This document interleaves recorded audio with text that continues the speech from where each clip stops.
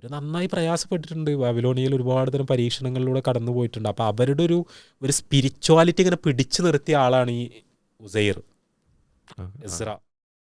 അപ്പം അദ്ദേഹം പിന്നെ ജെറൂസലേമിലേക്ക് തിരിച്ചു വന്നിട്ട് ഒരു നവോത്ഥാനം എന്നൊക്കെ നമ്മൾക്ക് പറയാം. അത് പിന്നെ ഒരു 6-7 പതിറ്റാണ്ടുകൾക്ക് ശേഷം അവർക്ക് ഫലസ്തീനിക്ക് തിരിച്ചു വരാൻ പറ്റി. അപ്പോൾ ബൈത്തുൽ മഖ്ദിസൊക്കെ കേന്ദ്രീകരിച്ചിട്ട് ഒരു റീസർജൻസ്, ഒരു പുനരുജ്ജീവനം.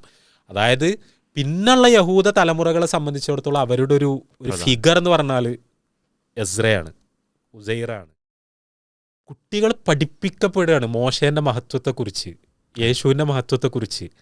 അതായത് യേശുവിൻ്റെയും മോശയുടെയും ബൈബിളിലുള്ള കഥ സെമിനറിയിലല്ലാതെ വേറൊരു സ്ഥലത്ത് വളരെ വ്യവസ്ഥാപിതമായി ശ്രദ്ധയോടുകൂടി നിഷ്ഠയോടുകൂടി പഠിപ്പിക്കപ്പെടുന്നുണ്ടെങ്കിൽ അത് മദ്രസകളാണ്.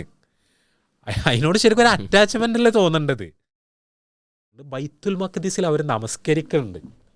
അതായത് മുഹമ്മദ് നബി നമസ്കാരത്തിന് പ്രാർത്ഥനയ്ക്ക് നേതൃത്വം കൊടുക്കുന്നു. മോശയും യേശുവും അബ്രഹാമും ഒക്കെ പ്രവാചകനെ പിന്തുടർന്ന് നമസ്കരിക്കുന്നു. ശരിക്കും എത്ര ബ്യൂട്ടിഫുള്ളായ മാർവലസ് ആയൊരു മൊമെൻ്റാണത്. കാരണം പ്ലീസ്, അതായത് ഈ ക്രിസ്ത്യൻ ബ്രദേഴ്സ് അല്ലെങ്കിൽ ജൂയിഷ് ബ്രദേഴ്സ് അവരോട് പറയണമെന്ന് വെച്ചാൽ ആ ഒരു ട്രഡീഷൻ ഡെഡല്ല. നമ്മൾ അത്രയും പിന്നെ ചരിത്രത്തിൽ ഒരുപാട് മുമ്പാണ് മോശ പ്രവാചകനെ നമ്മൾ കാണുന്നത്. പക്ഷേ അതിനുശേഷം നമ്മൾ ഒരു റീസെൻറ്റ് ഹിസ്റ്ററിയിൽ പിന്നെ നബി സല്ലല്ലാഹു അലൈഹി വസല്ലം വന്നിട്ട് 1400 കൊല്ലമായിട്ടുള്ളൂ. وما أرسلناك إلا رحمة للعالمين. മുസ്ലിങ്ങൾ അവരുടെ ആചാരാനുഷ്ഠാനങ്ങൾക്ക് ഫോളോ ചെയ്യുന്നത് ഇസ്ലാമിക് കലണ്ടർ. ആ ഇസ്ലാമിക് കലണ്ടറിലെ ആദ്യത്തെ മാസമായിട്ടുള്ള മുഹറത്തിലെ 10-ാം ദിവസം മുസ്ലിങ്ങളെ സംബന്ധിച്ചിടത്തോളം ഡേ ഓഫ് ഫാസ്റ്റിംഗ് ആണ്. ആ വ്രതാനുഷ്ഠാനത്തിന് പിന്നിൽ അവർക്കൊരുപാട് ഓർമ്മകളുണ്ട്. ആ ഓർമ്മകളെന്ന് പറയുന്നത് ബൈബിളിലെ ഒരു പ്രവാചകനുമായി ബന്ധപ്പെട്ട മോസസ്. ആ മോസസിൻ്റെ ഓർമ്മകൾ ആണ് ആ ദിവസത്തിൽ മുസ്ലിങ്ങൾ റിമെമ്പർ ചെയ്യുന്നത്. ഇവിടെ വളരെ ഫാസിനേറ്റിംഗ് ആയിട്ടുള്ള ഒരുപാട് ചോദ്യങ്ങളുണ്ട്. എന്തിനാണ് മുസ്ലിങ്ങൾ ബൈബിളിൽ പരാമർശിക്കപ്പെടുന്ന ഒരു പ്രവാചകനെക്കുറിച്ച് ആലോചിക്കുന്നത്? അവരുമായിട്ട് എന്തു ബന്ധമാണ് മുസ്ലിങ്ങളെ സംബന്ധിച്ചിടത്തോളം ഉള്ളത്? ആ ചോദ്യങ്ങളാണ് ഇന്നത്തെ ഈ പോഡ്കാസ്റ്റിൽ നമ്മൾ അൺപാക്ക് ചെയ്യാൻ പോകുന്നത്. അപ്പോൾ തുടങ്ങാമെന്ന് വിചാരിക്കുന്നു. എന്ത് പ്രാധാന്യമാണ് മുസ്ലിങ്ങളെ സംബന്ധിച്ചിടത്തോളം ഈ മുഹറം മാസത്തിലെ 10-ാം ദിവസത്തിനുള്ളത്? എന്ത് ഓർമ്മകളാണ് മുസ്ലിങ്ങൾക്ക് അത് നൽകുന്നത്? മുഹറം എന്ന് പറയുമ്പോൾ ഇസ്ലാമിൽ ഈ പവിത്രമാസങ്ങൾ എന്ന് പറയുന്നൊരു കോൺസെപ്റ്റ് ഉണ്ടല്ലോ. അതായത് നമ്മൾ തെറ്റുകളിൽ നിന്നും പാപങ്ങളിൽ നിന്നൊക്കെ എല്ലാ കാലത്തും അകന്നു നിൽക്കേണ്ടതാണ്. പക്ഷെ ഒരു ഉയർന്ന ജാഗ്രതയോടുകൂടി എല്ലാതരം സൂക്ഷ്മമായ അബദ്ധങ്ങളിൽ നിന്ന് പോലും മാറി നിൽക്കാൻ വേണ്ടി നിർദ്ദേശിക്കപ്പെട്ടിട്ടുള്ളത്. ബാക്കിയുള്ള കാലങ്ങൾക്കുള്ള ഒരു ട്രെയിനിങ് ആണ്. അങ്ങനെയുള്ള 4 മാസങ്ങളുണ്ട്. ആ 4 മാസങ്ങളിൽ ഒന്നാണ് മുഹറം. അപ്പോൾ അങ്ങനെ ഒരു പരിശുദ്ധി, പവിത്രത സ്വാഭാവികമായി തന്നെ അതിനുണ്ട്. പിന്നെ അതിലെ 10-ാമത്തെ ദിവസത്തിന് ആചാരപരമായൊരു പ്രാധാന്യം. ആ ദിവസം നോമ്പനുഷ്ഠിക്കുന്നത്, വ്രതം അനുഷ്ഠിക്കുന്നത് പുണ്യകർമ്മമാണ്. മുസ്ലിങ്ങൾ സാധാരണ ചെയ്യുന്നതാണ് മുഹറം 9-ഉം 10-ഉം. ഇത് വളരെ നേരത്തെ തന്നെ നബി സല്ലല്ലാഹു അലൈഹി വസല്ലം മക്കയിലായിരുന്ന കാലത്ത് തന്നെ പ്രവാചകൻ സല്ലല്ലാഹു അലൈഹി വസല്ലമയും സഹാബിമാരൊക്കെ ഈ നോമ്പ് അനുഷ്ഠിച്ചിരുന്നു. ഈവൻ ചില നിവേദനങ്ങളൊക്കെ നോക്കിയാൽ മക്കയിലെ മുസ്ലിങ്ങളല്ലാത്ത ഈ മുശ്രിക്കുകൾ പോലും ഇത് അനുഷ്ഠിച്ചിരുന്നു എന്ന് കാണാൻ കഴിയും. കാരണം ഒരു ഇബ്രാഹിം നബീൻ്റെ ഒക്കെ ഒരു പൈതൃകമാണല്ലോ മക്കൾക്ക് ശരിക്കുള്ളത്. അപ്പോൾ ഇബ്രാഹിം നബി അലൈഹി സ്വലാത്തു വസ്സലാമയിൽ നിന്ന് പകർന്നു കിട്ടിയ എന്തൊക്കെയോ ചില ആചാരങ്ങളും കർമ്മങ്ങളൊക്കെ അവിടെ ബാക്കിയായിരുന്നു. ആ മുഹറം 10 എന്നുള്ള നിലക്ക് അവർക്കിടയിൽ പോലും അറിയപ്പെട്ടിരുന്നൊരു പുണ്യകർമ്മമാണ് ഈ മുഹറം 10 നോമ്പ് നിൽക്കുക എന്ന് പറയുന്നത്. ഇപ്പോൾ ഇവിടെ ഈ അസീം പറഞ്ഞ ഈ മുഹറം 10 നോമ്പ് ഒരു ബിബ്ലിക്കൽ പ്രോഫറ്റുമായിട്ട് അതിനുള്ള ബന്ധം, അതായത് മൂസാ നബി അലൈഹി സ്വലാത്തു വസ്സലാമായിട്ട് മോസസുമായിട്ട് അതിനുള്ള ബന്ധം, അത് നേർക്കുനേരെ ഹദീസുകളിൽ തന്നെ പരാമർശ വിധേയമാകുന്ന ഒരു കാര്യമാണ്. ഇത് വളരെ വെൽ നോൺ ആണ്. നബി സല്ലല്ലാഹു അലൈഹി വസല്ലം മദീനയിൽ ചെന്നപ്പോൾ അവിടെ ഈ മുഹറം 10 നോമ്പ് നോൽക്കുന്ന സമയത്ത് നോക്കുമ്പോൾ അവിടുത്തെ ജൂതന്മാർ നോമ്പ് നോൽക്കുന്നുണ്ട്. മദീന എന്ന് പറഞ്ഞാൽ ജൂതന്മാരുണ്ടായിരുന്നു. മക്കയിലെ റസൂലിന് ജൂത സമൂഹത്തിനായിട്ട് കണക്ഷൻ ഉണ്ടായിരുന്നു? ഇല്ല, മക്കയിൽ ജൂതന്മാരില്ല. മക്ക എന്ന് പറഞ്ഞാൽ ഒരു പെയ്ഗൻ സൊസൈറ്റിയാണ്. അവിടെ വിഗ്രഹാരാധകരാണ് അവിടെ ഉണ്ടായിരുന്നത് മുഴുവൻ. അതല്ലാത്ത ആരും ഒരു സമൂഹം എന്നുള്ള നിലക്ക് ആരും ഉണ്ടായിട്ടില്ല. പിന്നെ മുഹമ്മദ് നബി സല്ലല്ലാഹു അലൈഹി വസല്ലമയുടെ പ്രബോധനം വഴി, ആ കാലത്തെ കാര്യമാണ് പറയുന്നത്, നബി സല്ലല്ലാഹു അലൈഹി വസല്ലമയുടെ പ്രബോധനം വഴിയുടെ മുസ്ലിങ്ങൾ ഉണ്ടാവുന്നു എന്ന് മാത്രമേ ഉള്ളൂ. ക്രിസ്ത്യാനികളും ഇല്ല. ഒറ്റപ്പെട്ട ആരെങ്കിലുമൊക്കെ എന്തെങ്കിലും മക്കയിലെ ഏതെങ്കിലും കാരണങ്ങൾ കൊണ്ട് എത്തിപ്പെട്ടവരോ അങ്ങനത്തെ ആൾക്കാരുണ്ട് എന്നല്ലാതെ ഒരു സമൂഹം എന്നുള്ള നിലക്ക് ഈ ബിബ്ലിക്കലായ സൊസൈറ്റീസ് ഒന്നും അവിടെ ഇല്ല. അതേസമയം മദീനയിലത് ഉണ്ടായിരുന്നു. അത് തന്നെ ശരിക്കും ഒരു ഇൻട്രസ്റ്റിംഗ് ആയ ഒരു കാര്യമാണ്. നമ്മൾ ഈ ജൂതന്മാരും മുസ്ലിങ്ങളും ഒരു നാട്ടിൽ, ഈ മദീന എന്ന് പറയുന്ന ഒരു നബി സല്ലല്ലാഹു അലൈഹി വസല്ലം ഒരു രാജ്യം ഉണ്ടാക്കി കൊണ്ടുവന്നപ്പോൾ അവിടെ മുസ്ലിങ്ങളുടെ തൊട്ടടുത്ത് അവരുടെ അയൽവാസികളായി പ്രധാനപ്പെട്ട 3 യഹൂദ ഗോത്രങ്ങൾ ഉണ്ടായിരുന്നു എന്നുള്ളത് വളരെ പ്രധാനപ്പെട്ട ഒരു കാര്യമാണ്. നബി സല്ലല്ലാഹു അലൈഹി വസല്ലമയുടെ പ്രജകളായിട്ട് പ്രവാചകൻ എന്ന് പറയുന്ന ഭരണാധികാരിക്ക് കീഴിൽ അവിടുത്തെ നിയമങ്ങൾ ബാധകമായി ജീവിക്കുന്ന, നബി സല്ലല്ലാഹു അലൈഹി വസല്ലമയായിട്ട് ഇടപഴകുന്ന, അവരായിട്ട് കച്ചവടം നടത്തുന്ന, അവർക്ക് സ്ഥിരമായ വിനിമയങ്ങളുള്ള ആൾക്കാരാണല്ലോ അവർ. അപ്പോൾ അവിടെ നബി സല്ലല്ലാഹു അലൈഹി വസല്ലം ചെന്ന് ഈ മുഹറം നോമ്പ് അനുഷ്ഠിക്കുമ്പോൾ അവർ നേരത്തെ ചെയ്യുന്ന കാര്യമാണ്. അവിടുത്തെ യഹൂദന്മാർ ഈ നോമ്പ് അനുഷ്ഠിക്കുന്നുണ്ട്. ചില നിവേദനങ്ങളിൽ കാണാം അവർ ആ ദിവസം ഒരു സെലിബ്രേഷൻ, ഒരു ഡേ ഓഫ് സെലിബ്രേഷൻ ആയിട്ട് ആ ദിവസത്തെ കണ്ടിരുന്നു എന്ന് കാണാം. അപ്പോൾ അവരോട് ചോദിക്കുന്നുണ്ട് നബി സല്ലല്ലാഹു അലൈഹി വസല്ലം, നിങ്ങൾ എന്തിനാണ് ഈ ദിവസം നോമ്പ് അനുഷ്ഠിക്കുന്നത്? അപ്പോൾ അവർ ഈ മോശെ പ്രവാചകൻ, അദ്ദേഹത്തിൻ്റെ ഏറ്റവും വലിയ സിഗ്നിഫിക്കൻസ് എന്ന് പറഞ്ഞാൽ അദ്ദേഹത്തെക്കുറിച്ച് എന്തെങ്കിലും അറിയുന്നവർക്കൊക്കെ അറിയാം. ഈജിപ്തിൽ പീഡിപ്പിക്കപ്പെട്ടിരുന്ന ഇസ്രായേലി സമൂഹം അവർ വിമോചിപ്പിക്കപ്പെടുന്നത് അദ്ദേഹത്തിലൂടെയാണ്. അവർ ഫിലസ്തീനിലേക്ക് മടങ്ങിയെത്തുന്നത് അദ്ദേഹത്തിലൂടെയാണ്. അപ്പോൾ ആ വിമോചനം, ഫറോവയുടെ നാശം, ഇസ്രായേലരുടെ രക്ഷപ്പെടൽ, അത് ഈ ദിവസമാണ് സംഭവിച്ചത്. അപ്പം മോശെ അന്ന് നോമ്പ് നോറ്റൂന്നും ചില നിവേദനങ്ങളിൽ കാണാം. അങ്ങനെയാണ് യഹൂദന്മാർ പറഞ്ഞത്. മൂസാ നബി അന്ന് നോമ്പ് അനുഷ്ഠിച്ചു, കാരണം പടച്ചവനോടുള്ള നന്ദിയായിട്ട്. അതുകൊണ്ട് ഞങ്ങൾ നോമ്പ് അനുഷ്ഠിക്കുന്നു. അല്ലെങ്കിൽ ചില നിവേദനങ്ങളിൽ അതിൻ്റെ ഒരു അനുസ്മരണം എന്നുള്ളതിലേക്ക് ഞങ്ങൾ നോമ്പ് അനുഷ്ഠിക്കുന്നു. അപ്പോൾ നബി സല്ലല്ലാഹു അലൈഹി വസല്ലം അവരാ പറഞ്ഞ കാര്യത്തിനെ എൻഡോഴ്സ് ചെയ്യാണ്, അതിനെ ഡിനൈ ചെയ്യണില്ല പ്രവാചകൻ സല്ലല്ലാഹു അലൈഹി വസല്ലം. അതൊരു ഹിസ്റ്റോറിക്കൽ ഫാക്റ്റാണ് എന്നുള്ള നിലയ്ക്ക് തന്നെയാണ് നബി സല്ലല്ലാഹു അലൈഹി വസല്ലം അതിനെടുക്കുന്നത്.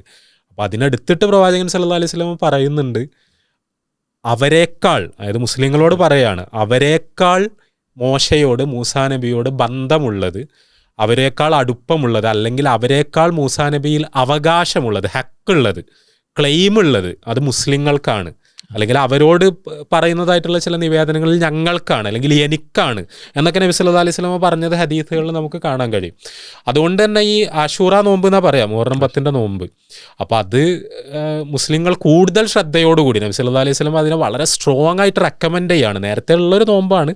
ഈവൻ റമദാൻ മാസത്തിലെ നോമ്പ് പോലും തുടങ്ങുന്നതിന് മുമ്പ് തന്നെ മുസ്ലിങ്ങൾ അനുഷ്ഠിച്ചിരുന്നൊരു നോമ്പാണ്. നേരത്തെ നിർബന്ധമായിരുന്നു. പിന്നെ റമദാൻ മാസത്തിലെ നോമ്പ് വന്നപ്പോൾ ഇതൊരു ഐച്ഛിക പുണ്യകർമ്മമായി മാറി എന്നുള്ളതാണ്. നബി സല്ലല്ലാഹു അലൈഹി വസല്ലം വളരെ സ്ട്രോങ് ആയിട്ട് ഇത് നന്നായി പ്രോത്സാഹിപ്പിച്ചു എന്നാണ് ആ ഹദീസിൽ നമുക്ക് കാണാൻ കഴിയുന്നത്. അപ്പോൾ അത് ഈ പറഞ്ഞ പോലെ മുഹറം നോമ്പിന് നിശ്ചയമായും നബി സല്ലല്ലാഹു അലൈഹി വസല്ലം അംഗീകരിച്ച രീതിയിൽ ആ ദിവസം ഈ ഒരു സംഭവം നടന്നൊരു പശ്ചാത്തലം അതിനുണ്ട്. അപ്പോൾ ഈ ബനു ഇസ്രായേലരെ ഫറോയിൽ നിന്ന് രക്ഷപ്പെടുത്തുന്ന ഒരു സന്ദർഭം. അപ്പോൾ ഈ ബനു ഇസ്രായേലർ ആരാണ്? എവിടുന്നാണ് അവരുടെ ഉത്ഭവം? എന്തായിരുന്നു അവരുടെ ഒരു പ്രയാണമൊക്കെ? അല്ല, ബനു ഇസ്രായേൽ അത് വലിയൊരു ചരിത്രമാണ്. നമ്മൾ അതിലേക്ക് വിശദമായി പോയിട്ടില്ലെങ്കിൽ പോലും അതിനൊരു നട്ട്ഷെല്ലിലേക്ക് നമ്മൾ കൊണ്ടുവന്നാൽ, ഇപ്പോൾ അബ്രഹാം പ്രവാചകൻ, എബ്രഹാം എന്ന് പറയുന്നത് വളരെ പ്രധാനപ്പെട്ട ഒരു പ്രവാചകനാണല്ലോ. ഇതിലുള്ളൊരു പ്രശ്നം എന്താ വെച്ചാൽ നമ്മൾ പലപ്പോഴും ഇങ്ങനെ ഇതിനൊക്കെ കമ്പാർട്ട്മെൻ്റലൈസ് ചെയ്തിട്ടാണ് ആൾക്കാർ മനസ്സിലാക്കണം എന്നുള്ളതാണ്. കുറേ ജൂതന്മാരെ പ്രവാചകന്മാർ, കുറേ ക്രിസ്ത്യാനികളെ പ്രവാചകന്മാർ, കുറേ മുസ്ലിങ്ങളെ പ്രവാചകന്മാർ. അങ്ങനെയല്ല ഇസ്ലാമിൻ്റെ ഒരു പെർസ്പെക്റ്റീവ് ഒരിക്കലും അതല്ല. ഈ പ്രപഞ്ചത്തിനൊരു സ്രഷ്ടാവ് മാത്രമേ ഉള്ളൂ എന്ന് പറഞ്ഞാൽ ലോകത്തിലെ എല്ലാ മനുഷ്യന്മാർക്കും ഒരു സ്രഷ്ടാവേ ഉള്ളൂ എന്ന് പറഞ്ഞാൽ ആ സ്രഷ്ടാവാണ് പ്രവാചകന്മാരെ നിയോഗിക്കുന്നത് എന്ന് പറയുമ്പോൾ ഈ പ്രവാചകന്മാർ എന്ന് പറഞ്ഞാൽ മാനവരാശിയുടെ പൊതു സ്വത്താണ്. അപ്പോൾ പ്രപഞ്ചനാഥൻ മനുഷ്യരാശിയിലേക്കായി നിയോഗിക്കപ്പെട്ട പ്രവാചകന്മാരായ എല്ലാ പ്രവാചകന്മാരുമായി കണക്ട് ചെയ്യുക, അവരുടെ പിന്തുടർച്ചയായിട്ട് വരിക എന്നുള്ളതാണ് ശരിക്കും റസൂലുള്ളാഹി സ്വല്ലല്ലാഹു അലൈഹി വസല്ലം നിർവഹിക്കുന്ന ദൗത്യം.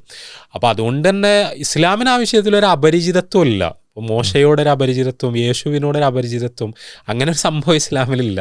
അതായത് ഇതൊക്കെ ഓരോ കാലഘട്ടത്തിൽ നിയോഗിക്കപ്പെട്ട പ്രവാചകന്മാരായിരുന്നു എന്നുള്ളതാണ് ഇസ്ലാമിൻ്റെ വീക്ഷണം. അപ്പോൾ നബി സല്ലല്ലാഹു അലൈഹി വസല്ലം വളരെ മനോഹരമായി പറയുന്നൊരു കാര്യമുണ്ട്. നബി സല്ലല്ലാഹു അലൈഹി വസല്ലം ഒരു ഉദാഹരണം പറയാണ്. അയാൾ കുറച്ച് ആൾക്കാരെ പണിക്ക് വിളിച്ചു. അപ്പോൾ ഉച്ചവരെയുള്ള പണിയാണ് അവരെ ഏൽപ്പിച്ചത്. അപ്പോൾ എന്നിട്ട് അതിനൊരു കൂലിയൊക്കെ നിശ്ചയിച്ചു. അപ്പോൾ ആ ഉച്ച വരെയുള്ള പണി കഴിഞ്ഞപ്പോൾ പിന്നെ ഉച്ച മുതൽ അസർ വരെ, ഏകദേശം വൈകുന്നേരം വരെയുള്ള പണിക്ക് വേണ്ടി വേറൊരു ടീമിനെ വിളിച്ചു. അവർക്കൊരു കൂലി നിശ്ചയിച്ചു.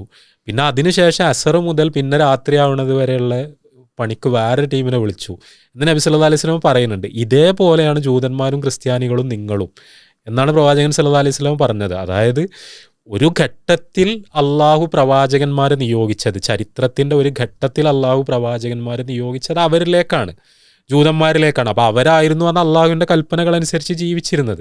പിന്നെ ഈസാ നബി വന്നു, യേശു വന്നു, അത് പുതിയ ഒരു മെസ്സേജ് വന്നു. അപ്പോൾ ആ കാലത്തേക്കുള്ള മെസ്സേജ് അതാണ്. അവരാണ് ശരിക്കും ക്രിസ്ത്യാനികളായി നിന്നത്. പിന്നെ മുഹമ്മദ് നബി സല്ലല്ലാഹു അലൈഹി വസല്ലം വന്നു. ഇത് ലോകാവസാനത്തോട് അടുപ്പിച്ച് വന്ന പ്രവാചകനാണ് മുഹമ്മദ് നബി സല്ലല്ലാഹു അലൈഹി വസല്ലം, അവസാനത്തെ പ്രവാചകനാണ്. അപ്പോൾ അദ്ദേഹത്തിൽ വിശ്വസിച്ച നിങ്ങൾ ഈ കാലത്തിൻ്റെ പ്രയാണത്തിൽ അതിൻ്റെ അന്ത്യദശയിൽ അള്ളാഹു ഏൽപ്പിച്ച് ഈ ദൗത്യം ഏറ്റെടുത്ത ആൾക്കാരാണ് നിങ്ങൾ എന്ന് നബി സല്ലല്ലാഹു അലൈഹി വസല്ലം വളരെ മനോഹരമായി പറയുന്നുണ്ട്. അപ്പോൾ ഈ ബനു ഇസ്രായേലർക്ക് അതിലുള്ള ഈ നബിമാരുടെ ചരിത്രം പറയുമ്പോൾ അതിലുള്ളൊരു വളരെ പ്രധാനപ്പെട്ട ഒരു സംഭവം എന്ന് പറഞ്ഞാൽ ഒരുപാട് നബിമാർ നിയോഗിക്കപ്പെട്ടൊരു സമൂഹമാണെന്നുള്ളതാണ് അതിൻ്റെ ഒരു പ്രത്യേകത. നിരവധി പ്രവാചകന്മാരുടെ നിരന്തരമായി സംഭവിച്ചുകൊണ്ടിരുന്നു. ഇപ്പോൾ നമ്മൾ മുഹമ്മദ് റസൂലുള്ള എന്നുള്ളൊരു തീമാണ് ഇപ്പോൾ നമ്മൾ ഡിസ്കസ് ചെയ്തുകൊണ്ടിരിക്കുന്നത്. അപ്പം മുഹമ്മദ് അള്ളാഹുവിൻ്റെ പ്രവാചകനാണ്. അപ്പോൾ ഈ പ്രവാചകത്വം എന്ന് പറയുന്നൊരു കോൺസെപ്റ്റ് ഉണ്ടല്ലോ, അല്ലെങ്കിൽ റിസാലത്ത് എന്ന് പറയുന്നൊരു കോൺസെപ്റ്റ്, ഒരു പ്രവാചകനാവുക, ഒരു പ്രവാചകൻ എന്ന് പറഞ്ഞാൽ എന്താണ്, ഇത് വളരെ ക്ലിയർ ആയൊരു സൊസൈറ്റി ആയിരുന്നു ശരിക്കും ബനു ഇസ്രായേലിൻ്റെ സൊസൈറ്റി എന്ന് പറഞ്ഞാൽ. കാരണം അവർക്ക് പ്രവാചകന്മാർ അപരിചിതരേ അല്ല, നിരന്തരമായി പ്രവാചകന്മാർ കടന്നു വന്നുകൊണ്ടിരിക്കുകയാണ്. അപ്പോൾ ഇത് അബ്രഹാം പ്രവാചകൻ എന്ന് പറയുമ്പോഴും ഇവിടുത്തെ എല്ലാ ക്രിസ്ത്യൻ സഹോദരങ്ങൾക്കും അബ്രഹാം പ്രവാചകൻ അറിയാം. കാരണം ബൈബിളിൽ അത്രയും പ്രാധാന്യത്തോടു കൂടി മെൻഷൻ ചെയ്യപ്പെട്ട, പക്ഷേ നിർഭാഗ്യവശാൽ നമ്മുടെ നാട്ടിലുള്ളൊരു പ്രശ്നം കൊണ്ട് ആ പ്രവാചകൻ പക്ഷേ മുസ്ലിങ്ങൾക്ക് അത്രയൊരു റെസ്പെക്റ്റഡ് ഫിഗറാണെന്ന് അവർക്ക് അറിയില്ല. ഖുർആനിൽ ഒരുപാട് തവണ പരാമർശിക്കപ്പെട്ടിട്ടുള്ളൊരു പ്രവാചകനാണ് ഇബ്രാഹിം നബി അലൈഹി സ്വലാത്തു വസ്സലാം. അപ്പോൾ ഇബ്രാഹിമിന് 2 മക്കളാണ്, ഇസ്മായിലും ഇസ്ഹാക്കും. അപ്പോൾ അതിൽ ഇസ്മായിൽ നബിയുടെ സന്തതി പരമ്പരയാണ് നമ്മൾ സാധാരണ അറബികൾ എന്ന് പറയുന്നത്. അവരിലാണ് മുഹമ്മദ് നബി സല്ലല്ലാഹു അലൈഹി വസല്ലം ഉണ്ടാവുന്നത്. അതേസമയം ഇസ്ഹാഖ് നബി അലൈഹി സ്വലാത്തു വസ്സലാമിൻ്റെ മകനായിരുന്നു യാക്കൂബിൻ്റെ വേറൊരു പേരാണ് ഇസ്രായേൽ. അപ്പോൾ ആ യാക്കൂബ് നബിയുടെ മക്കളാണ് ബനു ഇസ്രായേൽ എന്ന് പറയുന്നത്. അപ്പോൾ അവരിലിങ്ങനെ ഇബ്രാഹിം, ഇസ്ഹാഖ്, യാക്കൂബ്, അതിനുശേഷം പിന്നെ ഇങ്ങനെ യൂസുഫ്, പിന്നെ ഇങ്ങനെ പ്രവാചകന്മാരുടെ ഒരു നൈരന്തര്യം ഇങ്ങനെ ഉണ്ടായിക്കൊണ്ടിരിക്കുകയാണ്. അപ്പോൾ അതാണ് അവരുടെ സിഗ്നിഫിക്കൻസ്. അപ്പോൾ അതിൽ അവരുടെ കൂട്ടത്തിലേക്ക് വന്ന പ്രവാചകന്മാരിൽ ഏറ്റവും പ്രോമിനൻ്റ് ആയൊരു പ്രവാചകനാണ് മൂസാ നബി അലൈഹി സ്വലാത്തു വസ്സലാം, മോശെ പ്രവാചകൻ. അപ്പോൾ അവരാണ് ബനു ഇസ്രായേലന്മാരാണ് ശരിക്കും ജൂതന്മാർ എന്ന് നമ്മൾ പറയുന്നത്. അത് ശരിക്കും ഒരു എത്നിക് അല്ലെങ്കിൽ ഒരു ട്രൈബൽ വിശേഷണമാണ് ശരിക്കും ജൂ എന്ന് പറയുന്നത്. അതായത് അത് യഹൂദ സമുദായത്തിൽപ്പെട്ട ആളെന്ന ശരിക്കും അതിൻ്റെ അർത്ഥം. അതായത് ബൈബർത്താണ് ഒരാൾ യഹൂദനാവുന്നത്. അപ്പോൾ ഈ ബനു ഇസ്രായേലരെയാണ് നമ്മൾ യഹൂദർ എന്ന് വിളിക്കുന്നതെന്ന് പറയാം. അത് പിന്നെ ഒരു മതമായി വിളിക്കപ്പെട്ടു എന്ന് മാത്രം. ഖുർആൻ പല സ്ഥലത്തും അവരങ്ങനെ നേരിട്ട് വിളിക്കുന്നത് പോലെ അവർക്ക് നൽകപ്പെട്ട അനുഗ്രഹങ്ങളെക്കുറിച്ച് ഇങ്ങനെ സ്മരിക്കുന്നുണ്ടല്ലോ. അതിൻ്റെ ഒരു പ്രാധാന്യം എന്താണ്? അത് ഇതാണ്, അതായത് ഖുർആൻ അവരോട് പിന്നെ ഇപ്പോൾ മക്കയിലെ അറബികൾക്കിടയിൽ അല്ലെങ്കിൽ ഹിജാസിലെ അറബികൾക്കിടയിൽ നബി സല്ലല്ലാഹു അലൈഹി വസല്ലം പ്രബോധനം നടത്തുമ്പോൾ അവർക്ക് ഈ പ്രോഫറ്റ്ഹുഡ് എന്ന് പറയുന്നൊരു കോൺസെപ്റ്റ് അത്ര ചിരപരിചിതമല്ല. അത് നമ്മളെ സീറ സീരീസിലൊക്കെ നമ്മൾ വിശദീകരിച്ചിട്ടുള്ളതാണ്. അതേസമയം മദീനയിലെ യഹൂദന്മാർ എന്ന് പറഞ്ഞാൽ അവർക്ക് ഇതൊക്കെ വളരെ ക്ലിയർ ആയിട്ട് അറിയാം. അള്ളാഹുവിനെ കുറിച്ചും മലക്കുകളെക്കുറിച്ചും പ്രവാചകന്മാരെക്കുറിച്ചും വേദഗ്രന്ഥങ്ങളെക്കുറിച്ചൊക്കെ വളരെ ക്ലിയർ ആയിട്ട് അറിയാം. അപ്പോൾ അള്ളാഹ് ആ ഒരു ഇതിനെ ഇവോക്ക് ചെയ്യാണ്, അവരിലുള്ള ഇമോഷൻസിനെ ഖുർആൻ ഇങ്ങനെ നിരന്തരം ഇവോക്ക് ചെയ്യണം നമുക്ക് കാണാൻ കഴിയും. അവരോടിങ്ങനെ ഓർമ്മപ്പെടുത്തുകയാണ്. അതായത് നിങ്ങൾ ഇതിലൂടെയൊക്കെ കടന്നു വന്നൊരു ജനതയല്ലേ, നിങ്ങൾക്കിടയിലേക്ക് കുറേ പ്രവാചകന്മാർ വന്നിട്ടില്ലേ, നിങ്ങൾക്ക് ഈ വേദഗ്രന്ഥങ്ങളൊക്കെ പരിചയമല്ലേ, ഈ പറയുന്ന കാര്യങ്ങളൊക്കെ നിങ്ങൾക്ക് നന്നായി അറിയുന്നതല്ലേ, അള്ളാഹു നിങ്ങൾക്ക് ഒരുപാട് അനുഗ്രഹങ്ങൾ ചെയ്തു തന്നതല്ലേ, അങ്ങനെയൊക്കെ ആയ നിങ്ങൾ ഇതാ ഒരു പുതിയ പ്രവാചകൻ വന്നിരിക്കുന്നു. ഇത് മറ്റാരെക്കാളും ആ പ്രവാചകനെ സ്വീകരിക്കാൻ ഏറ്റവും അധികം ബാധ്യതപ്പെട്ടിരിക്കുന്നത്, കടപ്പെട്ടിരിക്കുന്നത് നിങ്ങളാണ്. കാരണം നിങ്ങൾക്കൊക്കെ അറിയാം, ഇതൊന്നും പുതുതായി പറഞ്ഞ് പഠിപ്പിച്ചു തരേണ്ട കാര്യമല്ല. ഖുർആൻ ഒരു സ്ഥലത്ത് ഇങ്ങനെ ഒരു പ്രയോഗം നടത്തുന്നുണ്ട്. അതായത് മുഹമ്മദ് നബിയെയും അവർക്കറിയാം, അതായത് മുഹമ്മദ് നബി വരും എന്നുള്ള കാര്യം അവർക്കറിയാം. കാരണം അവർക്ക് കിട്ടിയ നേരത്തെ അവരുടെ കയ്യിലുള്ള വേദഗ്രന്ഥങ്ങളിൽ നിന്ന് അവർക്കത് വളരെ ക്ലിയർ ആയിട്ട് അറിയാം. ഖുർആൻ പറയുന്നത് അവരുടെ സ്വന്തം മക്കളെ അറിയുന്നത് പോലെ മുഹമ്മദ് നബിയെ അവർക്ക് അറിയാമെന്നാണ്.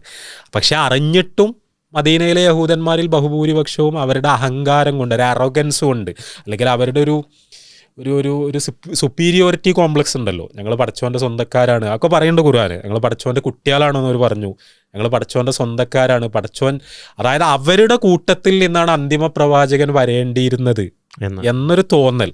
അപ്പോൾ അറബികളൊക്കെ അവർ വളരെ ഒരു ഇൻഫീരിയർ റേസായിട്ട് കണ്ടിരുന്നത്. അതിൻ്റെ കാരണം അതാണ്, ഞങ്ങൾ നബിമാരെ സമുദായമാണ്, ഇതെന്ന് പറഞ്ഞാൽ വിഗ്രഹാരാധകര സമുദായമാണ്, ഞങ്ങൾ വേദഗ്രന്ഥമുള്ള സമുദായമാണ്, ഇത് വേദഗ്രന്ഥം ഇല്ലാത്ത സമുദായമാണ്. അപ്പോൾ അവരെ കൂട്ടത്തിൽ നിന്നാണോ ഒരു നബി വരേണ്ടത് എന്നുള്ള ആ ഒരു അറോഗൻസാണ്. അപ്പോൾ ആ ഒരു അറോഗൻസ് കൊണ്ട് അവർക്ക് പ്രവാചകനെ നിഷേധിക്കേണ്ടി വന്നു. ജീസസിനെ നിഷേധിക്കുന്ന ഇതേ റീസൺ കൊണ്ടാണോ? അല്ല, ജീസസിനെ നിഷേധിക്കുക എന്ന് പറഞ്ഞാൽ അത് ശരിക്കും ഒരു കോംപ്ലക്സ് ആയ ഒരു ഹിസ്റ്ററിയാണ്. എന്താ വെച്ചാൽ നമ്മളത് അതായത് യഹൂദ മതം എന്നുള്ള പ്രയോഗം ഉണ്ടാവുന്നത് വളരെ പിൽക്കാലത്തായിരിക്കും. ഇത് ശരിക്കും ഇസ്ലാമാണ്.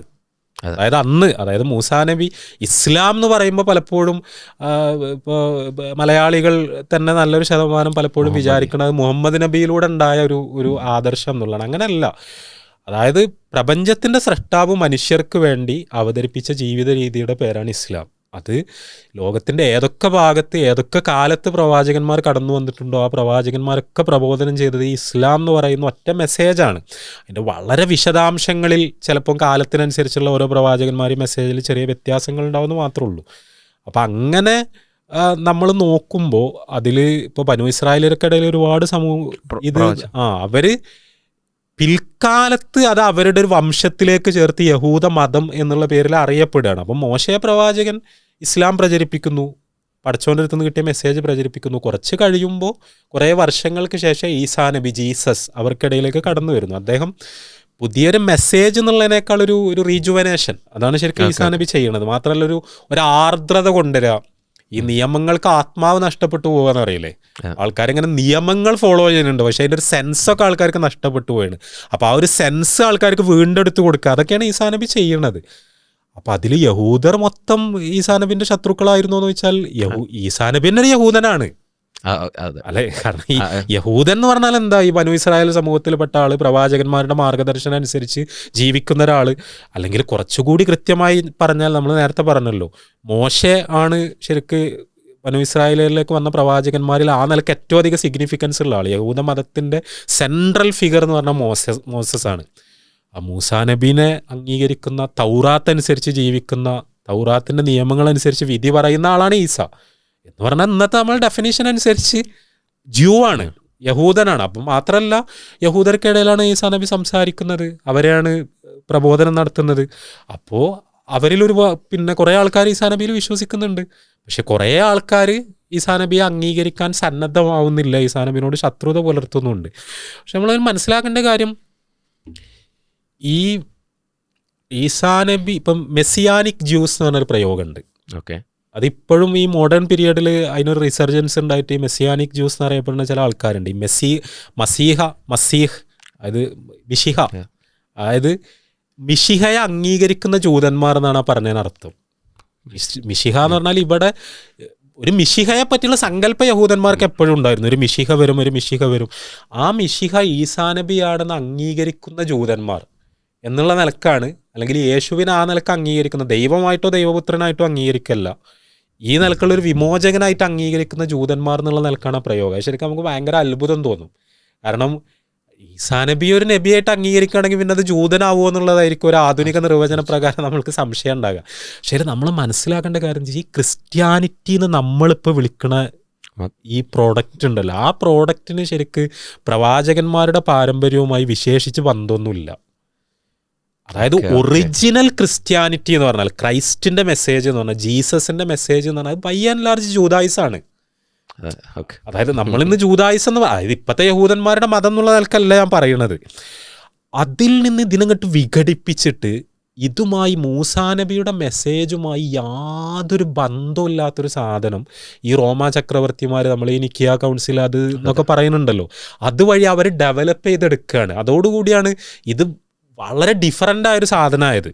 ഇത് സംഭവിക്കുന്നത് വരെ, ഈ കോൺസ്റ്റന്റൈൻ്റെ ഒക്കെ ഇടപെടൽ സംഭവിക്കുന്നത് വരെ, അല്ലെങ്കിൽ പൗലോസ് ഇത് യഹൂദന്മാരിൽ നിന്ന് ഇത് എടുത്തുകൊണ്ടുപോയിട്ട് വേറെ കുറേ ആൾക്കാരുടെ ഇടയിൽ ഇത് പ്രചരിപ്പിക്കുന്നത് വരേക്കും ഈസാ നബിൻ്റെ മെസ്സേജ് അനുസരിച്ച് ജീവിക്കണ കുറേ യഹൂദന്മാരുണ്ട്. പക്ഷെ അവരറിയപ്പെട്ടത് യഹൂദന്മാരായിട്ട് തന്നെയാണ്. കാരണം ഇതൊരു പുതിയ മതമല്ല, ഉള്ള മതത്തിനെ പുനരുജ്ജീവിപ്പിക്കുകയാണ്. അപ്പോൾ ഈ മിശിഹയെ അംഗീകരിക്കാത്ത യഹൂദന്മാരുണ്ടായിരുന്നു, പക്ഷെ മിശിഹയെ അംഗീകരിച്ച യഹൂദന്മാരുണ്ടായിരുന്നു. അവരാണ് ശരിക്കും ഈ മെസ്സിയാനിക് ജ്യൂസ് എന്ന് അറിയപ്പെട്ടത്. നമ്മളിപ്പോൾ ഈ CE first century, second century, third century, CE fourth സെഞ്ച്വറിയിലാണ് ഈ കോൺസ്റ്റന്റൈൻ്റെ നേതൃത്വത്തിൽ ഇതൊക്കെ ഉണ്ടാവുന്നത്.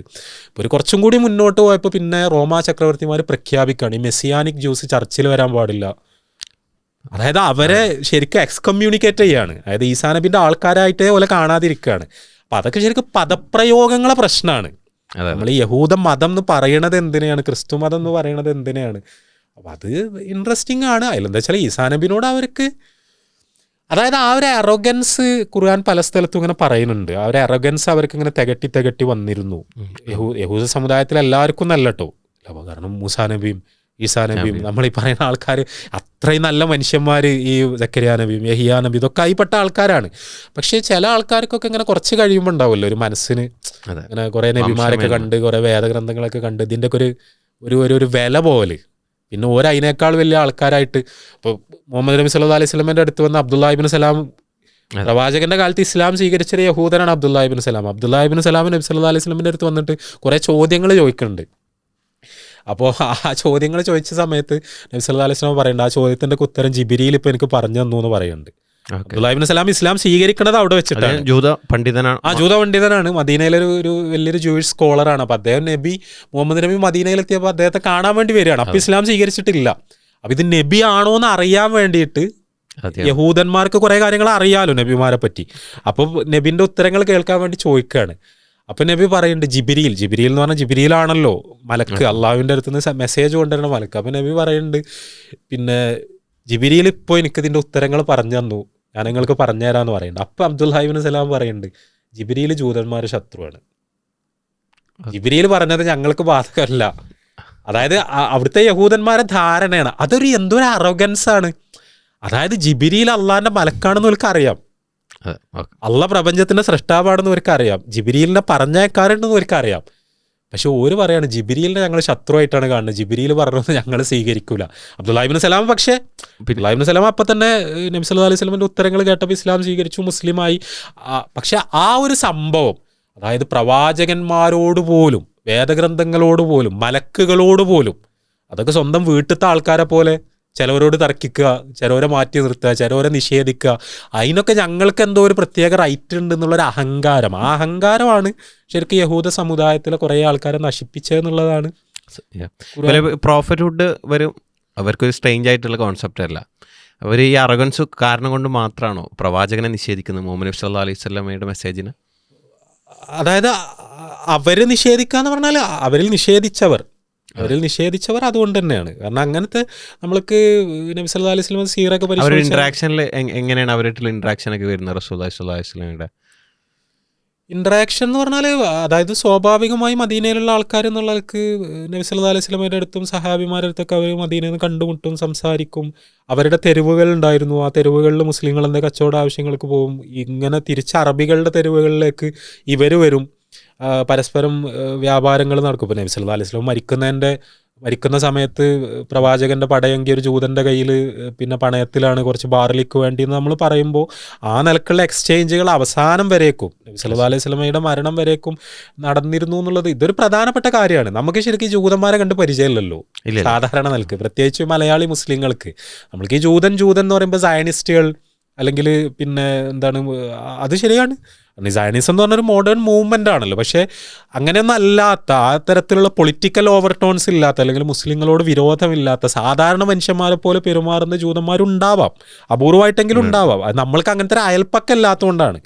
അപ്പോൾ നബി സല്ലല്ലാഹു അലൈഹി വസല്ലമയുടെ കാലത്തുള്ള ജൂതന്മാരും പൊതുവെ വളരെ ഹോസ്റ്റൈലായ, നബി സല്ലല്ലാഹു അലൈഹി വസല്ലമയെ ഉപദ്രവിക്കാൻ ശ്രമിച്ച ജൂതന്മാരായിരുന്നു. പക്ഷെ അങ്ങനെ അല്ലാത്തവരും ഉണ്ടായിരുന്നു, വളരെ സ്വാഭാവികമായ ഇടപാടുകളൊക്കെ. പിന്നെ നബി സല്ലല്ലാഹു അലൈഹി വസല്ലമയുടെ ഒരു ഭാര്യ സഫിയ റളിയല്ലാഹു അൻഹ ശരിക്കും ഒരു ജൂത കുടുംബത്തിൽ നിന്നുള്ള ആളാണല്ലോ. അവർ ശരിക്കും ഒരു യഹൂദ വനിതയാണ് ഇസ്ലാം സ്വീകരിക്കുന്നത്. അപ്പോൾ അതിലൊക്കെ ഇപ്പോൾ സഫിയ റളിയല്ലാഹു അൻഹയൊക്കെ നമ്മൾക്ക് ഇങ്ങനെ പറഞ്ഞു തരുന്ന കുറേ കഥകളുണ്ട്. അതായത് സഫിയ റളിയല്ലാഹു അൻഹയുടെ ഉപ്പാക്ക് അറിയായിരുന്നു ഇത് പ്രവാചകനാണെന്ന്. അപ്പോൾ അവർ കാത്തിരിക്കുന്നുണ്ടായിരുന്നു, ഒരു പ്രവാചകൻ കാത്തിരിക്കുന്നുണ്ടായിരുന്നു. മദീനയിൽ വന്നപ്പോൾ ആ കണ്ട എക്സാക്ട് മൊമെന്റിൽ അവർക്ക് മനസ്സിലാവുന്നുണ്ട് ഇത് പ്രവാചകനാണെന്ന്. പക്ഷെ ആ ഒരു അറോഗൻസ് അവരെ ഇന്ന് തടയാണ്. അപ്പം അതൊരു നമ്മൾ എപ്പോഴും പറയുന്ന കാര്യം അതാണ്. ഇപ്പോൾ പിന്നെ യഹൂദ സഹോദരങ്ങളാണെങ്കിലും ക്രൈസ്തവ സഹോദരങ്ങളാണെങ്കിലും വി ആർ സോ ക്ലോസ്. അത് നമ്മൾക്ക് അറിയാത്തതുകൊണ്ടാണ്. അതായത് നമ്മൾ ഈ ആധുനിക ലോകത്തുണ്ടാകുന്ന കുറേ കോൺഫ്ലിക്റ്റിൻ്റെ ഒക്കെ പശ്ചാത്തലത്തിൽ നമ്മൾ മാത്രമല്ല, ഈ കേരളത്തിലെ ക്രിസ്ത്യൻ സമുദായത്തിൽ ചിലരുണ്ടാക്കാൻ ശ്രമിച്ചുകൊണ്ടിരിക്കുന്ന ഇസ്ലാമോഫോബിയ എന്നൊക്കെ പറയുന്ന സംഭവം, അവരിൽ ഈ ഒരു വർഗീയത ഉണ്ടാക്കാൻ ശ്രമിക്കുന്നതെന്ന് പറഞ്ഞാൽ ഇറ്റ്സ് വെരി അൺഫോർച്ചുനേറ്റ്. കാരണം അതായത് ഇത് അത്രക്കും ബന്ധമുള്ള സമുദായങ്ങളാണ്. നമ്മളെന്താ ഈ പറയണത്? അതായത് ആദം മുതൽ നമ്മളിങ്ങനെ പ്രവാചകന്മാരെ നോക്കുക. ആദം നബി, മുസ്ലിങ്ങൾ ആദം നബി, അത് ക്രിസ്ത്യാനികൾക്കറിയാം. അല്ലെങ്കിൽ നമ്മൾ നൂഹ് നബി, നമ്മൾ പിന്നെ അതിന് ശേഷം നമ്മൾ പ്രധാനപ്പെട്ട പ്രവാചകൻ ഇബ്രാഹിം, മോശെ, യേശു, ഇതൊക്കെ ഒന്നാണ്. അതായത് ആ ഹെറിറ്റേജ് മുഴുവൻ ഒന്നാണ്, ഒരേ കാര്യങ്ങളാണ്. ഇപ്പോൾ മൂസാ നബി അലൈഹി സ്വലാത്തു വസ്സലാമിനെ പറ്റി ബൈബിൾ ഓൾഡ് ടെസ്റ്റ്മെൻറ്റിൽ നമ്മൾ ഈ തോറ എന്ന് യഹൂദന്മാർ പറയുന്ന അല്ലെങ്കിൽ ക്രിസ്ത്യാനികൾ പറയുന്ന ആദ്യത്തെ 5 പുസ്തകങ്ങളുണ്ടല്ലോ, നമ്മൾ ഈ ഉൽപ്പത്തി, പിന്നെ പുറപ്പാട്, സംഖ്യ, ലേവ്യ, ആവർത്തനം എന്ന് പറയുന്ന പുസ്തകങ്ങൾ. ഈ പുസ്തകങ്ങളിലുള്ള മൂസാ നബി അലൈഹി സ്വലാത്തു വസ്സലാമിൻ്റെ കഥ, ആ ഒരു നെറേറ്റീവ്, അതിൻ്റെ വിശദാംശങ്ങളിൽ എവിടെയെങ്കിലുമൊക്കെ വ്യത്യാസങ്ങൾ ഉണ്ടാവും എന്നുള്ളത് ഒഴിച്ചു നിർത്തിയാൽ ആ എക്സാക്റ്റ് നെറേറ്റീവാണ് ഖുർആനിലുള്ളത്.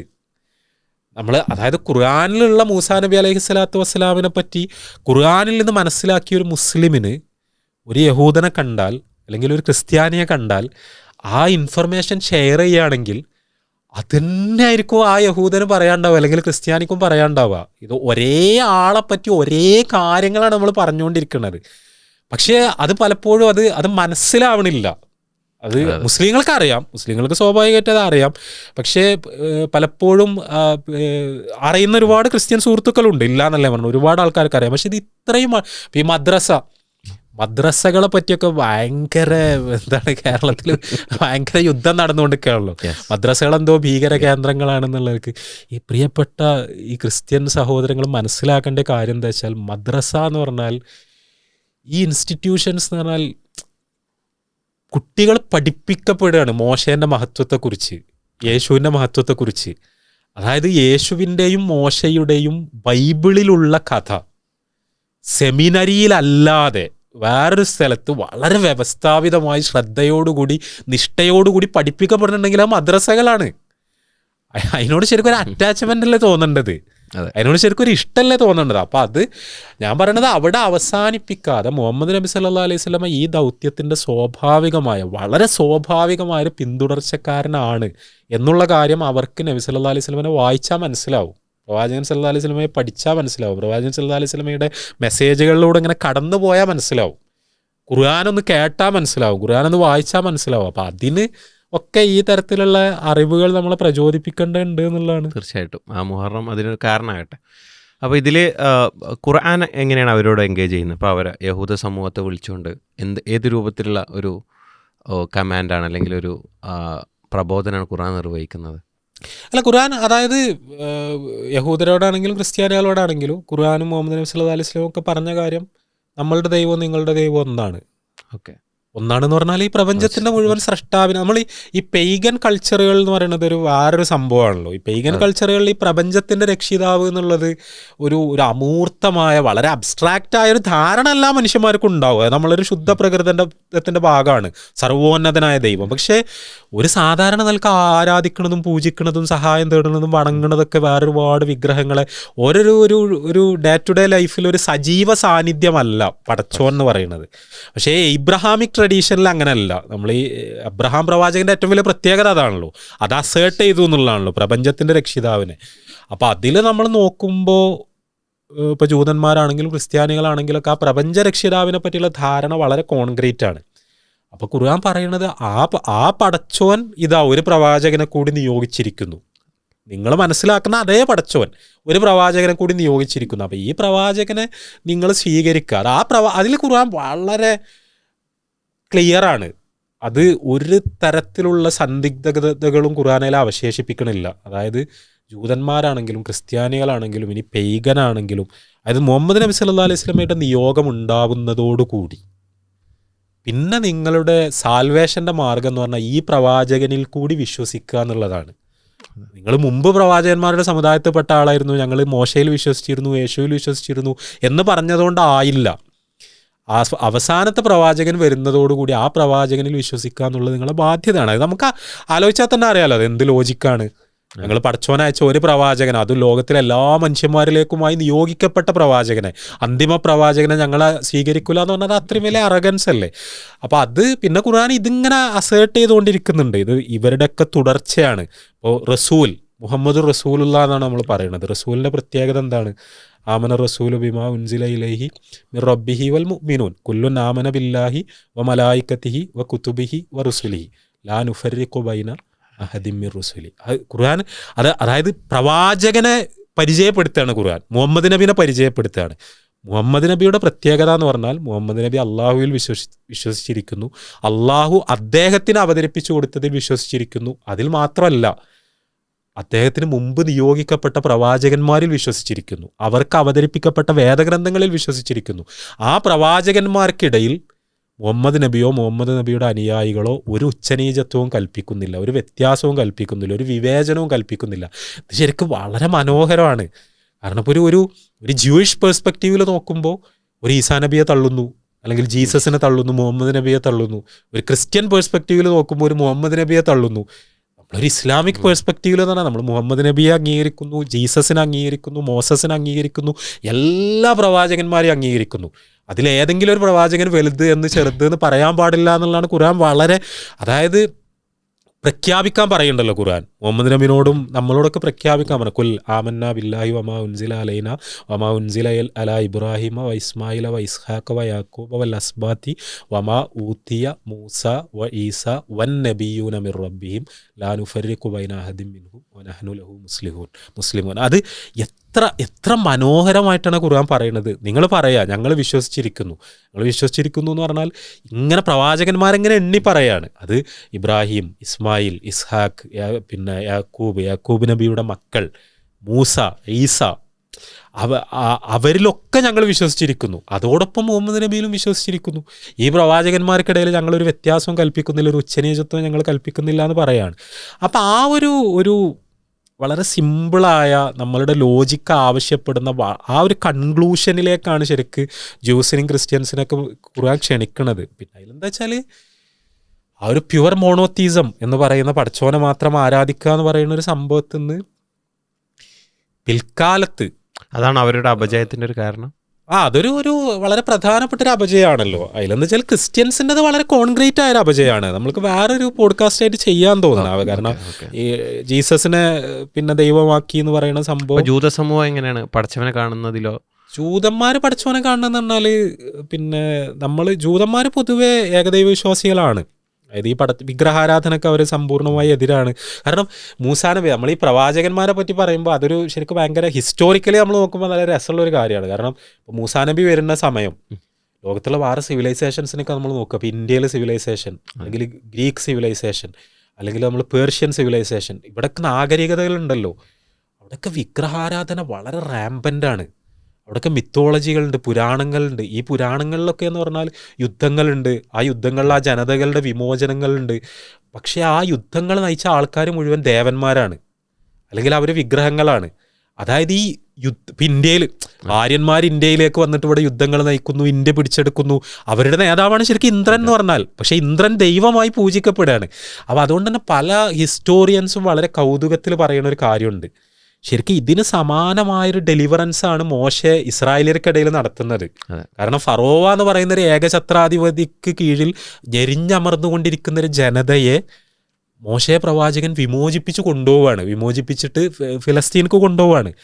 ഇത് ശരിക്ക് എത്രയോ പുരാണങ്ങൾക്കും ഇതിഹാസങ്ങൾക്കും വിഷയീഭവിക്കാവുന്ന ആ നായകൻ ഒരു ദൈവമായി, ദേവനായി ചിത്രീകരിക്കപ്പെടാവുന്ന ഒരു വിഗ്രഹമായി മാറാവുന്ന എല്ലാ എലമെൻസും നമ്മൾ ചുറ്റുമുള്ള സിവിലൈസേഷൻസ് നോക്കിയാലുണ്ട്.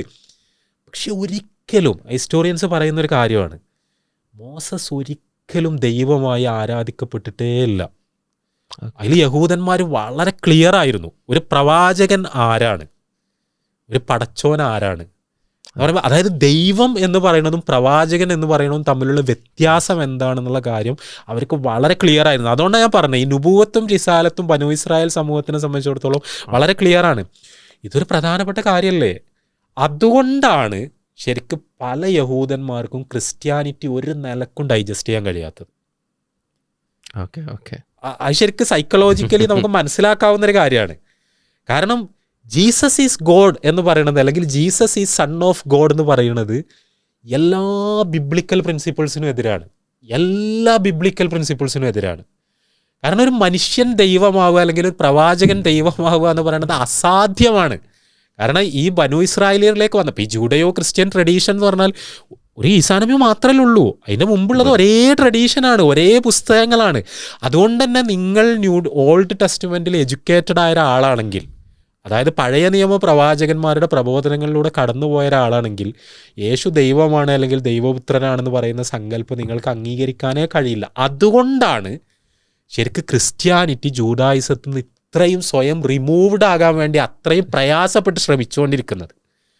അത് യഹൂദ മതത്തിനോട് ഇത്ര അതാണ്ടല്ലോ എന്തെങ്കിലും ഒരു സിമിലാരിറ്റി. അതുകൊണ്ടാണ് ഈ മെസ്സിയാനിക് ജൂഡായിസം എന്നൊക്കെ പറയുന്ന സാധനം അതിനെ ഇല്ലാതാക്കാൻ കാരണം അതാണ്. കാരണം യഹൂദ മതമായിട്ടുള്ള എല്ലാ പൊക്കിൾക്കൊടി ബന്ധങ്ങളും ഇല്ലാതാക്കിയിട്ട് മാത്രമേ ശരിക്കും ക്രിസ്തു മതത്തിനെ സ്ഥാപിക്കാൻ കഴിയൂ. മോഡേൺ ക്രിസ്ത്യാനിറ്റിനെ ഞാൻ പറയണത്. അപ്പം അത് ക്രിസ്ത്യാനിറ്റിൻ്റെ ആ നിലക്കുള്ള ഒരു അബറേഷനാണ്. അതുകൊണ്ട് യഹൂദന്മാർക്ക് ആ കാര്യം പൊതുവെ ക്ലിയർ ആണ്. പക്ഷെ അതേസമയം ഇപ്പോൾ ഖുർആൻ സൂറത്ത് തൗബയിലൊക്കെ പറയുന്ന കാര്യമുണ്ട്. ഉസൈർ, യഹൂദന്മാർ പിന്നെ ഉസൈറിനെ അള്ളാഹുവിൻ്റെ പുത്രനാണെന്ന് പറഞ്ഞു. ഈ ദൈവപുത്രൻ എന്നുള്ള സങ്കല്പം ഉണ്ടല്ലോ. ഞാനൊരു ഹിസ്റ്റോറിയൻ്റെ ഒരു ടെക്സ്റ്റ് വായിച്ചു. അയാൾ പറയുന്നുണ്ട് ഈ ദൈവപുത്രൻ എന്നുള്ള സങ്കല്പം മാനവരാശിക്ക് ഒട്ടും അപരിചിതമായ സങ്കല്പമല്ല. അതായത് ചരിത്രകാരൻ എന്നുള്ളവർക്ക് പറയാണ്. കാരണം നിങ്ങൾ ലോകത്തെ എമ്പാടുമുള്ള പെയ്ഗൻ സിവിലൈസേഷൻസ് നോക്കുക, പ്രത്യേകിച്ച് അവിടെയൊക്കെ നിങ്ങൾക്ക് ഈ ദൈവപുത്രൻ എന്നുള്ള സങ്കല്പം കാണാൻ കഴിയും. ചരിത്രത്തിൽ നിന്നുള്ളൊരു വിച്ഛേദം എന്ന് പറഞ്ഞാൽ ഇസ്രായേലർക്കിടയിൽ അങ്ങനെ ഒരു സങ്കല്പം വന്നു എന്നുള്ളതാണ്. അതാണ് ഇത് അത്ഭുതം. കാരണം യേശു ദൈവപുത്രനെന്ന് പറയുമ്പോൾ വളരെ പെയ്ഗനായൊരു കോൺസെപ്റ്റ് എടുത്തുകൊണ്ടുവന്നിട്ട് ഈ ഇസ്രായേലിന്റെ നടുവിൽ വെക്കാൻ ശ്രമിച്ചു എന്നുള്ളത്. അതുകൊണ്ട് തന്നെ പല ജൂതന്മാരും അവർ ഈസാ നബിനെ പറ്റി തെറ്റിദ്ധരിക്കണത് ഞാൻ ദൈവമാണെന്നും ദൈവപുത്രനാണെന്നും സ്വയം അവകാശപ്പെട്ടു എന്നാണ്. അതുകൊണ്ടുകൂടിയാണ് അവർക്കൊരിക്കലും ഈ മിശിഹയെ അംഗീകരിക്കാൻ കഴിയാത്തത്. ഞാൻ പറയണ അന്നല്ല കേട്ടോ, അന്ന് ഈസാ നബിന്റെ കാലത്ത് ജീവിച്ച ആൾക്കാരല്ല, അല്ലെങ്കിൽ അതിന്റെ ഇമ്മീഡിയറ്റ് സെഞ്ചുറീസിൽ ജീവിച്ച ആൾക്കാരല്ല, ഇത്രയും റിമൂവ്ഡായി ഇപ്പോൾ. കാരണം അവർ ജീസസിനെ പറ്റി മനസ്സിലാക്കണ പോലും ക്രിസ്ത്യാനികളെടുത്തുനിന്നാണ്. അപ്പോൾ ഞാൻ ദൈവമാണ് ദൈവപുത്രനാണെന്ന് വന്ന് ഒരാൾ പറഞ്ഞു എന്ന് പറഞ്ഞാൽ അത് അംഗീകരിക്കാൻ അവർക്ക് കഴിയില്ല എന്നുള്ള കാര്യം വളരെ ക്ലിയർ അല്ലേ. പക്ഷെ അതേസമയം ഖുർആനിൽ ഇങ്ങനെ റെഫറൻസ് ഉണ്ട്, വളരെ ഫേമസ് ആണ്. ഇപ്പോൾ ഖുർആനിൽ സൂറത്ത് തൗബയിൽ നമ്മൾ നോക്കിയാൽ ഉണ്ടല്ലോ, ഈ യഹൂദന്മാർ പറഞ്ഞു ഉസൈർ എന്ന് പറഞ്ഞാൽ ഇബ്നുള്ളയാണ്, അള്ളാഹുവിൻ്റെ പുത്രനാണ് എന്ന് പറഞ്ഞു എന്ന് ഖുർആൻ പറയുന്നുണ്ട്. അപ്പോൾ അത് ഒബ്വിയസ്ലി നമ്മൾക്ക് മനസ്സിലാവുന്നത് ഹിസ്റ്റോറിക്കൽ റെക്കോർഡ്സൊക്കെ വെച്ച് നോക്കുമ്പോൾ ജൂതന്മാർ മൊത്തം എല്ലാവരും കൂടി അങ്ങനെ എന്തായാലും പറഞ്ഞിട്ടില്ല. അത് ഖുർആനിൽ പല കാര്യങ്ങളും ഉണ്ട്. ഇപ്പോൾ അതായത് യഹൂദന്മാർ പറഞ്ഞു എന്ന് പറഞ്ഞാൽ ചില യഹൂദന്മാർ പറഞ്ഞു എന്നതിന് അർത്ഥമുള്ളൂ, അല്ലാതെ എല്ലാ യഹൂദന്മാരും പറഞ്ഞു എന്നതിന് അർത്ഥമല്ല. അപ്പോൾ നബി സല്ലല്ലാഹു അലൈഹി വസല്ലമയുടെ കാലത്തോ അല്ലെങ്കിൽ അതിന് തൊട്ടു മുമ്പുള്ള കാലത്തോ ഏതെങ്കിലും ഒരു ഗ്രൂപ്പ് ഓഫ് ജ്യൂസ് അല്ലെങ്കിൽ അവർ അങ്ങനെ ഒരു സ്റ്റാൻഡ് ഉയർത്തിയിട്ടുണ്ടാവും. അതിൻ്റെ കാരണം വളരെ ക്ലിയർ ആണ്.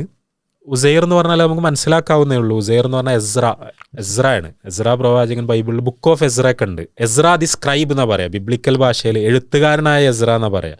കാരണം ഈ യഹൂദന്മാർ ജീവിച്ചിരുന്ന ഫിലസ്തീനിലാണല്ലോ. അപ്പോൾ ഫിലസ്തീനിൽ ജീവിച്ച സമയത്ത് അവർ എന്താണ് ബൈത്തുൽ മഖ്ദിസ് അതിന് ചുറ്റുമാണല്ലോ അവരുടെ ഒരു ആവാസ വ്യവസ്ഥയൊക്കെ രൂപപ്പെട്ടു വരുന്നത്. അപ്പോൾ സുലൈമാൻ നബി അലൈഹി സ്വലാത്തു വസ്സലാം ഇതുണ്ടാക്കുന്നു, അവരതിൻ്റെ അവിടെ അത് മാത്രമേ ഉള്ളൂ. ഇപ്പോൾ മുസ്ലിങ്ങൾ എന്ന് പറഞ്ഞാൽ ലോകത്തെ എവിടെയും പള്ളി ഉണ്ടാക്കുക, എവിടെയും പോയി. അപ്പോൾ അന്നത്തെ ഒരു യഹൂദ സമുദായം എന്ന് പറഞ്ഞാൽ അവിടെ മാത്രം കോൺസെൻട്രേറ്റഡ് ആണ്, പാലസ്റ്റീനിൽ മാത്രം. അവർക്ക് ഈ പള്ളി ആ പള്ളിയിൽ പോവുക, എല്ലാ കാര്യങ്ങളും ആ പള്ളി കേന്ദ്രീകരിച്ച് നടക്കുക. ആ പള്ളിയിൽ പ്രവാചകന്മാരുണ്ടാവും, പണ്ഡിതന്മാരുണ്ടാവും, ഒരുവർക്ക് വഴി കാണിച്ചു കൊടുക്കുക. അതാണല്ലോ അതിൻ്റെ രീതി. അപ്പോൾ അതിലാണ് ഒരു ഭയങ്കര വലിയൊരു ട്രാജഡി എന്നുള്ള നിലക്ക് ഈ ബാബിലോണിയൻ ഇൻവേഷൻ ഉണ്ടാവുന്നത് പാലസ്റ്റീനിക്ക്. ഈ യേശുവിൻ്റെ ഒക്കെ കുറേ മുമ്പ് സംഭവിക്കുന്ന കാര്യമാണ്. ഒരു BC 586 ആ സമയത്ത് പലസ്തീനിലേക്ക് അവരുടെ പ്രവേശനം ഏത് ടൈം പീരീഡിലാവും? ആരെ? ഈ ജൂത സമൂഹത്തിൻ്റെ നമുക്ക് വളരെ കൃത്യമായി പറയാൻ കഴിയൂല. കാരണം മൂസാ നബി അലൈഹി സ്വലാത്തു വസ്സലാമിൻ്റെ കാലമാണ്. മൂസാ നബി പക്ഷേ പലസ്തീനിൽ എത്തണില്ല. ഓക്കെ. അല്ല അവർ ഇത് ഫറോവയിൽ നിന്ന് രക്ഷപ്പെടുത്തി പിന്നീടുള്ള ഫറോവയിൽ നിന്ന് രക്ഷപ്പെടുത്തി മൂസാ നബി അവരെയും കൊണ്ട് ഇങ്ങനെ പോവുകയാണ്. പിന്നെ ആ പോക്കിൽ കുറേ സംഭവങ്ങൾ ഉണ്ടാവുന്നുണ്ടല്ലോ, ഇവരുടെ കുറേ അനുസരണക്കേടുകളും എല്ലാം ഉണ്ടാവുന്നുണ്ടല്ലോ. പക്ഷേ അവസാനം ഇങ്ങനെ എത്തുമ്പം മൂസാ നബി അലൈഹി സ്വലാത്തു വസ്സലാം ഇങ്ങനെ ബൈബിളിൻ്റെ ഒരു നറേറ്റീവ് അനുസരിച്ച് ചില ഹദീസുകളിലേക്കുള്ള സൂചനകൾ നമുക്ക് കാണാം. അതായത് ഈ പാലസ്റ്റീൻ ഇങ്ങനെ കാണാവുന്ന ഒരു ദൂരത്ത് മൂസാ നബി എത്തുന്നുണ്ട്. ഈ വാഗ്ദത്ത ഭൂമി എന്ന് പറയുന്നത് അതൊരു വളരെ ഇമോഷണലായൊരു മൊമെൻ്റ് ആയിരിക്കും. കാരണം മൂസാ നബി അലൈഹി സ്വലാത്തു വസ്സലാം ജനിച്ചു വീണെന്ന് പറഞ്ഞാൽ ഫറോവ ഇസ്രായേൽ ആൺകുട്ടികളെ മുഴുവൻ കൊല്ലുന്ന സമയത്താണ്. അവിടുന്ന് ഈ ജനതയെ ഇങ്ങനെ കൊണ്ടുപോയി ശരിക്കും ഒരു ഫലസ്തീനിലായിരുന്നല്ലോ. യാക്കൂബ് നബി അവിടെയാണല്ലോ ഉണ്ടായിരുന്നത്. യൂസുഫ് നബിൻ്റെ കാലത്തല്ല ഇങ്ങോട്ട് വരുന്നത്. അപ്പോൾ അവർ തിരിച്ച് പാലസ്റ്റീനിൽ ഇങ്ങനെ എത്താൻ സമയത്ത് മൂസാ നബി അലൈഹി സ്വലാത്തു വസ്സലാം മരണപ്പെടുകയാണ്, മോശയെ മരിക്കുകയാണ്. ബൈബിളിലുണ്ട് അതിങ്ങനെ ഒരു മലൻ്റെ മുകളിൽ ഇങ്ങനെ കയറി നിന്ന് നോക്കിയിട്ട് മൂസാ നബി ഇങ്ങനെ അപ്പുറത്തേക്ക്, അതായത് തൻ്റെ ജനത പോകാനുള്ള സ്ഥലത്തേക്ക് മൂസാ നബി വളരെ വൈകാരികമായി നോക്കുന്നൊക്കെ ബൈബിളിൽ മൂസാ നബി മരിക്കണതുണ്ട്. അതായത് മോശെ പ്രവാചകൻ അവതരിപ്പിക്കപ്പെട്ട വേദഗ്രന്ഥമാണ് തോറ എന്നാണ് വരെ സങ്കല്പം. പക്ഷേ നമ്മളിതിങ്ങനെ വായിച്ചു പോയാൽ അവസാനത്തെ 5ാമത്തെ പുസ്തകമാകുമ്പോൾ അതിൽ മൂസാ നബി മരിക്കുന്നുണ്ട്, കബറടക്കുന്നുണ്ട്. ആ കബറടക്കിയ സ്ഥലം എവിടെയാണെന്ന് ഇതുവരെ ആർക്കും അറിയില്ല എന്ന് പറയുന്നുണ്ട്. എന്ന് പറഞ്ഞാൽ അത് തോറ അതേപോലെ പ്രിസർവ് ചെയ്യപ്പെട്ടതല്ല. അതാണല്ലോ ഈ മുൻപ് കാലത്ത് അവതരിപ്പിക്കപ്പെട്ട വേദഗ്രന്ഥങ്ങളൊക്കെ ഒരു പ്രശ്നം. അപ്പം അതിൽ പിന്നെ എന്താണ് അതിൻ്റെ ഒരു കാലം എന്ന് പറഞ്ഞാൽ പിന്നെ യോശുവൻ്റെ നേതൃത്വത്തിൽ പാലസ്റ്റീനിൽ പോകുമ്പോൾ ഒരു യുദ്ധങ്ങൾ നയിക്കേണ്ടി വരുന്നുണ്ട് അവർക്ക് സ്വയം എസ്റ്റാബ്ലിഷ് ചെയ്യാൻ. കാരണം അവിടെ ഓൾറെഡി ആൾക്കാരുണ്ട്, അപ്പോൾ ആൾക്കാരെ യുദ്ധം ചെയ്ത് അവർ പിന്നെ ഈ ഭൂമി അവരുടെ ഭൂമിയായി മാറുകയാണ്. എന്താ വെച്ചാൽ ഈ പ്രശ്നം നമ്മൾ ഈ കാലഗണന പറയുന്നത് മിക്കവാറും ബിബ്ലിക്കലാണ്. ബൈബിളിൽ അങ്ങനെയാണല്ലോ, ഇങ്ങനെ ഓരോ തലമുറ അത് മൊത്തം വെച്ച് നോക്കിയാൽ മൊത്തം മാനവരാശിക്ക് ആകെ കുറച്ച് കൊല്ലമായിട്ടുള്ളൂ. ആ കണക്ക് തെറ്റാന്നുള്ള കാര്യം വളരെ ക്ലിയർ ആണ്. അപ്പം അതുകൊണ്ട് തന്നെ വളരെ പ്രിസൈസായിട്ട് നമ്മൾക്കത് പറയാൻ കഴിയലുണ്ടാവില്ല. പക്ഷെ ഇതിനൊക്കെ കുറേ ശേഷം, അതായത് ഒരു BC 586 യേശുവിൻ്റെ മുമ്പ്, യേശുവിൻ്റെ ഒരു 500-600 കൊല്ലങ്ങൾ ആ ഒരു കാലയളവിന് മുമ്പ്. അപ്പം അന്നാണ് ഈ ബാബിലോണിയക്കാർ ആക്രമണം ഉണ്ടാവുന്നത്. അപ്പോൾ ബാബിലോണിയക്കാർ പലസ്തീൻ കീഴടക്കി. അതോടുകൂടി യഹൂദർക്ക് വീണ്ടും ഇത് നഷ്ടപ്പെടുകയാണ്. അപ്പോൾ ബാബിലോണിയക്കാർ എന്ത് ചെയ്തു എന്ന് വെച്ചാൽ ഇവിടുന്ന് ആ പലസ്തീനിൽ ജീവിച്ചിരുന്ന യഹൂദരിൽ നല്ലൊരു ശതമാനത്തെയും അവർ ബാബിലോണിയയിലേക്ക് നാട് കടത്തി. അപ്പോൾ പിന്നെ അവർ ബാബിലോണിയയിലാണ് ജീവിക്കുന്നത്. കുറച്ചാൾക്കാർ ഇവിടെ ഉണ്ടായിരുന്നു എന്നുള്ള ഒഴിച്ചിരുത്തിയാൽ, കുറച്ച് ജൂതന്മാർ അവിടെ ഉണ്ടായിരുന്നു എന്നുള്ള ഒഴിച്ചിരുത്തിയാൽ ബാക്കിയുള്ളവരൊക്കെ ബാബിലോണിയയിലായിരുന്നു. അപ്പോൾ ഈ ബാബിലോണിയയിൽ അവർക്കിടയിൽ ഉണ്ടായിരുന്ന ഒരു പരീക്ഷണത്തിൻ്റെ സമയമാണല്ലോ. കാരണം യഹൂദ മതത്തിൻ്റെ ചരിത്രത്തിലെ ഒരു ബ്രേക്കാണിത്, വേറൊരു ഘട്ടത്തേക്ക് കിടക്കുകയാണ്. കാരണം അവർക്ക് ഇങ്ങനത്തെ ഒരു അനുഭവം ആദ്യമായിട്ടാണ്. പണ്ട് ഈജിപ്തിൽ പോയത് ഒഴിച്ചിരുത്തിയല്ല, ഒരുപാട് പണ്ടല്ലേ. അവർ നന്നായി പ്രയാസപ്പെട്ടിട്ടുണ്ട്. ബാബിലോണിയയിൽ ഒരുപാട് തരം പരീക്ഷണങ്ങളിലൂടെ കടന്നു പോയിട്ടുണ്ട്. അപ്പോൾ അവരുടെ ഒരു സ്പിരിച്വാലിറ്റി ഇങ്ങനെ പിടിച്ചു നിർത്തിയ ആളാണ് ഈ ഉസൈർ, എസ്ര. അപ്പോൾ ഈ എസ്ര പ്രവാചകൻ ബാബിലോണിയയിൽ പ്രവാചകനാണെന്ന് അറിയില്ല, പ്രവാചകനാണെന്ന് അഭിപ്രായപ്പെടുന്ന മുസ്ലിം പണ്ഡിതന്മാരുണ്ട്, ബിബ്ലിക്കൽ പണ്ഡിതന്മാരുണ്ട്. എന്തായാലും ഒരു പ്രധാനപ്പെട്ട ആളാണ്, ഒരു പണ്ഡിതനാണ്. അപ്പം അദ്ദേഹം അവിടെ അവർക്ക് ഇങ്ങനെ ഈ ആത്മീയമായ പാഠങ്ങളൊക്കെ കൊടുത്ത് വിഗ്രഹാരാധനയിലേക്ക് തെന്നിപ്പോവാതെ, കാരണം ചുറ്റുഭാഗത്തുള്ളത് മുഴുവൻ ഈ പെയ്ഗൻസ് ആണ്, വളരെ വ്യത്യസ്തമായൊരു സംസ്കാരമാണ്. മാത്രമല്ല അവർ പോയി ബാബിലോണിയക്കാരെ കല്യാണം കഴിക്കാനൊക്കെ തുടങ്ങി. ഈ ബാബിലോണിയക്കാരെ കല്യാണം കഴിക്കുന്നതിനുള്ള പ്രശ്നം, അതിൽ വംശീയമായ പ്രശ്നമല്ല ഞാൻ പറയുന്നത്. യഹൂദന്മാർ ഈ വംശീയമായ ഒരു രക്തം പ്രിസർവ് ചെയ്യാൻ കുറേ ശ്രദ്ധിച്ചോലാണ്. പക്ഷേ ഈ കല്യാണങ്ങൾ വഴി ഈ വിഗ്രഹാരാധനയും ഈ സംസ്കാരവും ഒക്കെ ഇങ്ങോട്ട് കടന്നു വരുന്നൊരവസ്ഥ ഉണ്ടായി. അപ്പോൾ അവിടെ യഹൂദരെ ഇങ്ങനെ പിടിച്ചു നിർത്തിയ ആളാണ് ശരിക്ക് എസ്ര. അപ്പം അദ്ദേഹം പിന്നെ ജെറൂസലേമിലേക്ക് തിരിച്ചു വന്നിട്ട് ഒരു നവോത്ഥാനം എന്നൊക്കെ നമ്മൾക്ക് പറയാം. അത് പിന്നെ ഒരു 6-7 പതിറ്റാണ്ടുകൾക്ക് ശേഷം അവർക്ക് ഫലസ്തീനിക്ക് തിരിച്ചു വരാൻ പറ്റി. അപ്പോൾ ബൈത്തുൽ മഖ്ദിസൊക്കെ കേന്ദ്രീകരിച്ചിട്ട് ഒരു റീസർജൻസ്, ഒരു പുനരുജ്ജീവനം. അതായത് പിന്നുള്ള യഹൂദ തലമുറകളെ സംബന്ധിച്ചിടത്തോളം അവരുടെ ഒരു ഫിഗർ എന്ന് പറഞ്ഞാൽ എസ്രയാണ്, ഉസൈറാണ്. അപ്പം അതുകൊണ്ട് തന്നെ ഖുർആൻ പറഞ്ഞ പോലെ ഏതെങ്കിലുമൊക്കെ യഹൂദന്മാർ അതിവൈകാരികമായി ചിലപ്പോൾ ഈസാ നബിനെ പറ്റിയൊക്കെയുള്ള അങ്ങനത്തെ സങ്കല്പങ്ങൾ പിന്നീട് സർക്കുലേറ്റ് ചെയ്തപ്പോൾ അവരുടെ ഒരു മിശിഹ പോലുള്ള ഒരാൾ എന്നുള്ള നിലക്ക് ഉസൈർ ഇബ്നുല്ലാ എന്നവർ പറഞ്ഞിട്ടുണ്ടാവും. അപ്പം അത് ഒഴിച്ചു നിർത്തിയാൽ പിന്നെ ഇപ്പോൾ ഖുർആൻ പറയണില്ലേ, അള്ളാഹിൻ്റെ കൈകൾ കെട്ടിയിട്ടതാണെന്ന് യഹൂദന്മാർ പറഞ്ഞു. അത് മദീനയിൽ ചില യഹൂദന്മാർ പറഞ്ഞിട്ടുണ്ടാവും. ചില നിവേദനങ്ങളൊക്കെ നമുക്ക് ഓരോ പേരൊക്കെ കാണാം. കാരണം ഒരു ഭയങ്കര പൈസക്കാരാണ്, ആർക്കും പൈസ കൊടുക്കാൻ ഉദ്ദേശിക്കണില്ല. അപ്പോൾ ഓരോ പിശുക്കനെ ന്യായീകരിക്കാൻ വേണ്ടി ചിലപ്പോൾ ഭയങ്കര സീരിയസ് ആയി പറഞ്ഞൊരു വർത്താനമൊന്നും ആവില്ല. അതായത് അതൊരു തിയോളജിൻ്റെ പോയിന്റ് ഒന്നും ആവില്ല, ഓരോ അഖീദൻ്റെ ഭാഗമൊന്നും ആവില്ല അത്. പക്ഷെ ആ ഒരു അറോഗൻസ് ആണ്, അതാണ് ഒരു പ്രശ്നം. അതായത് പടച്ചോനെ പറ്റിയൊക്കെ എന്തും പറയാവുന്ന ആൾക്കാർ, നബിമാരെ പറ്റിയൊക്കെ എന്തും പറയാവുന്ന ആൾക്കാർ. അപ്പോൾ അതിൻ്റെ അപ്പുറത്ത് തിയോളജിക്കലി ഞാൻ പറയാം, അതിൽ അബദ്ധങ്ങൾ ഉണ്ടാവുമെങ്കിൽ പോലും അവർ ശരിക്കും മോണോത്തിസ്റ്റിക്കാണ്. ഒരു ബൈ ആൻഡ് ലാർജ് യഹൂദന്മാർ എന്ന് പറഞ്ഞാൽ പ്രപഞ്ചരക്ഷിതാവ് മാത്രം എന്നുള്ള ധാരണ ഉള്ളവരാണ്. മോക്ഷത്തെക്കുറിച്ച് അവരൊരു സങ്കല്പം ഇപ്പോൾ ഇങ്ങനെ ഞങ്ങളെ നരകം സ്പർശിക്കുകയില്ല, ഇനി സ്പർശിച്ചാലും ഖുറാൻ്റെ ഒരു വിമർശനം അതുമായി ബന്ധപ്പെട്ടുണ്ടല്ലോ. അതുണ്ട്. അതായത് നരകം സ്പർശിച്ചാലും കുറച്ച് ദിവസം ഞങ്ങൾ നരകത്തെ കിടക്കുള്ളൂ. അത് ആ സംഭവമാണ്. സ്വർഗം നരകമൊക്കെ ഉണ്ടെങ്കിൽ തന്നെ, അതായത് ആ പടച്ചോന്റെ സ്വന്തക്കാരാന്ന് പറയുന്ന ആ ഒരു സംഭവം ഉണ്ടല്ലോ, അത് ആ ഒരു തെരഞ്ഞെടുക്കപ്പെട്ട ജനത, ഞങ്ങൾ എന്ത് ചെയ്താലും കുഴപ്പമില്ല, ആ ഒരു റേഷ്യൽ പ്യൂരിറ്റിനെ പറ്റി അല്ലെങ്കിൽ സുപ്പീരിയോറിറ്റിനെ പറ്റിയുള്ള ആ ഒരു ധാരണ, അതാണ് ഇവഞ്ച്വലി ഈ സയനിസത്തിനൊക്കെ കാരണമായതും. ഇപ്പോഴും ഇസ്രായേൽ ഈ പലസ്തീനിലൊക്കെ നടത്തുന്ന ഈ അതിക്രൂരമായ, അതായത് മനുഷ്യന്മാർക്ക് സങ്കല്പിക്കാൻ കഴിയാത്ത അത്രയും ക്രൂരമായി നരമേധം എന്നൊക്കെ പറഞ്ഞാൽ പെണ്ണുങ്ങളെയും കുട്ടികളൊക്കെ ഈ കോലത്തിൽ കൊല്ലുക എന്ന് പറഞ്ഞാൽ, അതായത് അവരുടെ വീക്ഷണത്തിൽ അവർ മാത്രമാണ് മനുഷ്യന്മാർ. കാരണം ഓല് പടച്ചോൻ്റെ തെരഞ്ഞെടുക്കപ്പെട്ട ജനതയാണ്. ബാക്കിയുള്ളവരൊക്കെ എന്ന് പറഞ്ഞാൽ അതൊക്കെ വെറുതെ ജന്തുക്കളെ പോലെ മൃഗങ്ങളെ പോലുള്ള ആൾക്കാരാണ്. കാരണം സാൽവേഷൻ അവർക്ക് റിസേർവ്ഡ് ആണ് എന്നുള്ളതാണ് ശരിക്കും എൻ്റെ ഒരു കോൺസെപ്റ്റ്. ഞാൻ പറയണത് എല്ലാ യഹൂദന്മാരും വംശീയ ദുരഭിമാനമുള്ളവരാണെന്നല്ല, പക്ഷേ ഈ ഒരു ട്രെൻഡ്, വംശീയ ദുരഭിമാനത്തിൻ്റെതായൊരു ട്രെൻഡ് ഹിസ്റ്റോറിക്കലി വളരെ നേരത്തെ തന്നെ ഇവരിലിങ്ങനെ രൂപപ്പെട്ട് വരുന്നുണ്ട്. അതിന് പാരഡോക്സിക്കലി കാരണമായത് കുറേ പ്രവാചകന്മാരും വേദഗ്രന്ഥങ്ങളും അവരിലേക്കാണ് വന്നത് എന്നുള്ള അഹങ്കാരമാണ്. അതായത് നമ്മൾ എങ്ങനെയാണ് നമ്മളെ ഹിദായത്ത് തെറ്റുക നമുക്ക് പറയാൻ പറ്റൂല. നബിമാരെ കിട്ടാഞ്ഞിട്ടല്ല ഇവർ തെറ്റിപ്പോയത്. നബിമാരെ കിട്ടി അതിനോട് വേണ്ട രീതിയിൽ പെരുമാറാഞ്ഞിട്ടല്ലേ. അപ്പോൾ ആ ഒരു റേഷ്യൽ ബ്ലഡിന് സുപ്പീരിയോറിറ്റിനെ പറ്റും. അത് ശരിക്കും അതായത് എത്ര സങ്കുചിതമായൊരു കാഴ്ചപ്പാടാണത്. ഈ മാനവരാശി എന്ന് പറഞ്ഞാൽ എത്ര ആൾക്കാരുണ്ടാവും, ചരിത്രത്തിൽ എത്ര തരം മനുഷ്യന്മാർ കടന്നു പോയിട്ടുണ്ടാവും. ഇവർ വിചാരിക്കുകയാണ് ഇതിൽ നിന്നൊരു ചോസൺ പീപ്പിൾ എന്ന് പറഞ്ഞാൽ ഇത് ശരിക്ക് ഒരു മൈക്രോസ്കോപ്പിക് മൈനോറിറ്റിയാണ്. നമ്മൾ മനുഷ്യ ചരിത്രം മൊത്തം പരിശോധിച്ച് നോക്കിയാൽ അത് അവർക്കും അറിയാം. അവർക്കിത് വലിയൊരു സമുദായം ആവണമെന്നൊന്നുമില്ല, കാരണം ഇവർക്കിത് ബ്ലഡ് പ്യൂരിറ്റിയാണ്. അപ്പം ഇവരെന്താ ഇവർ മാത്രം പഠിച്ചവൻ്റെ ആൾക്കാർ, അതായത് ആദം ഹൗവ, അതിന്നാണ് ഈ മക്കളുണ്ടായത്, ഇതൊക്കെ അറിയുന്ന ആൾക്കാരാണ്. ശരിക്കും അതുവഴി ഒരു യൂണിവേഴ്സൽ ഹ്യൂമൻ ബ്രദർഹുഡിൻ്റെ കോൺസെപ്റ്റ് ഇസ്ലാമൊക്കെ പഠിപ്പിക്കണ പോലെ അവർക്ക് ഉണ്ടാവേണ്ടതാണ്. പക്ഷേ അതായത് അത് പറഞ്ഞപ്പോഴാണ് നമ്മൾ പറയണം എന്ന് എനിക്ക് തോന്നുന്നത്. ഇപ്പോൾ മുഹമ്മദ് റസൂലുള്ള എന്ന് നമ്മൾ പറയുമ്പോൾ വമാ അർസൽനാക ഇല്ലാ കാഫത്തൻ ലിന്നാസി ബഷീറൻ വനദീറ, ലോകത്തിലെ മുഴുവൻ മനുഷ്യരിലേക്കുമായിട്ടാണ് പ്രവാചകരെ അങ്ങയെ നാം നിയോഗിച്ചിരിക്കുന്നത്. ഇതാണല്ലോ ശരിക്കും പറയണത്. ലോകത്തിലെ എല്ലാ മനുഷ്യന്മാരിലേക്കുമായിട്ടാണ് മുഹമ്മദ് നബി സല്ലല്ലാഹു അലൈഹി വസല്ലമയെ അള്ളാഹ് നിയോഗിക്കുന്നത്. അങ്ങനത്തെ പ്രവാചകത്വത്തിൻ്റെ ആ ഒരു ഡയമെൻഷൻ അത് ശരിക്കും യഹൂദന്മാർക്ക് മിക്കവാറും അപരിചിതമായിരുന്നു. ഓക്കെ. കാരണം അവരെ വീക്ഷണം എന്ന് പറഞ്ഞാൽ നബിമാർ റസൂലുമാർ എന്ന് പറഞ്ഞാൽ അവരിലേക്ക് മാത്രമേ വരൂ. അവരിലേക്ക് വന്ന പ്രവാചകന്മാർ അവരിലേക്ക് മാത്രം നിയോഗിക്കപ്പെട്ടവരായിരുന്നു, അതിൽ സംശയമൊന്നുമില്ല. പക്ഷെ അവരിലേക്ക് മാത്രമേ നബിമാർ വരൂ, തിയററ്റിക്കലി തന്നെ. അതിൻ്റെ പുറത്തൊരാൾക്ക് പോവില്ല. ഇത് യേശു അവർക്കിടയിലേക്ക് നിയോഗിക്കപ്പെട്ട പ്രവാചകൻ. ഇപ്പം യേശുവിനെ പറ്റിയൊരു കഥ ഉണ്ടല്ലോ പുതിയ നിയമത്തിൽ.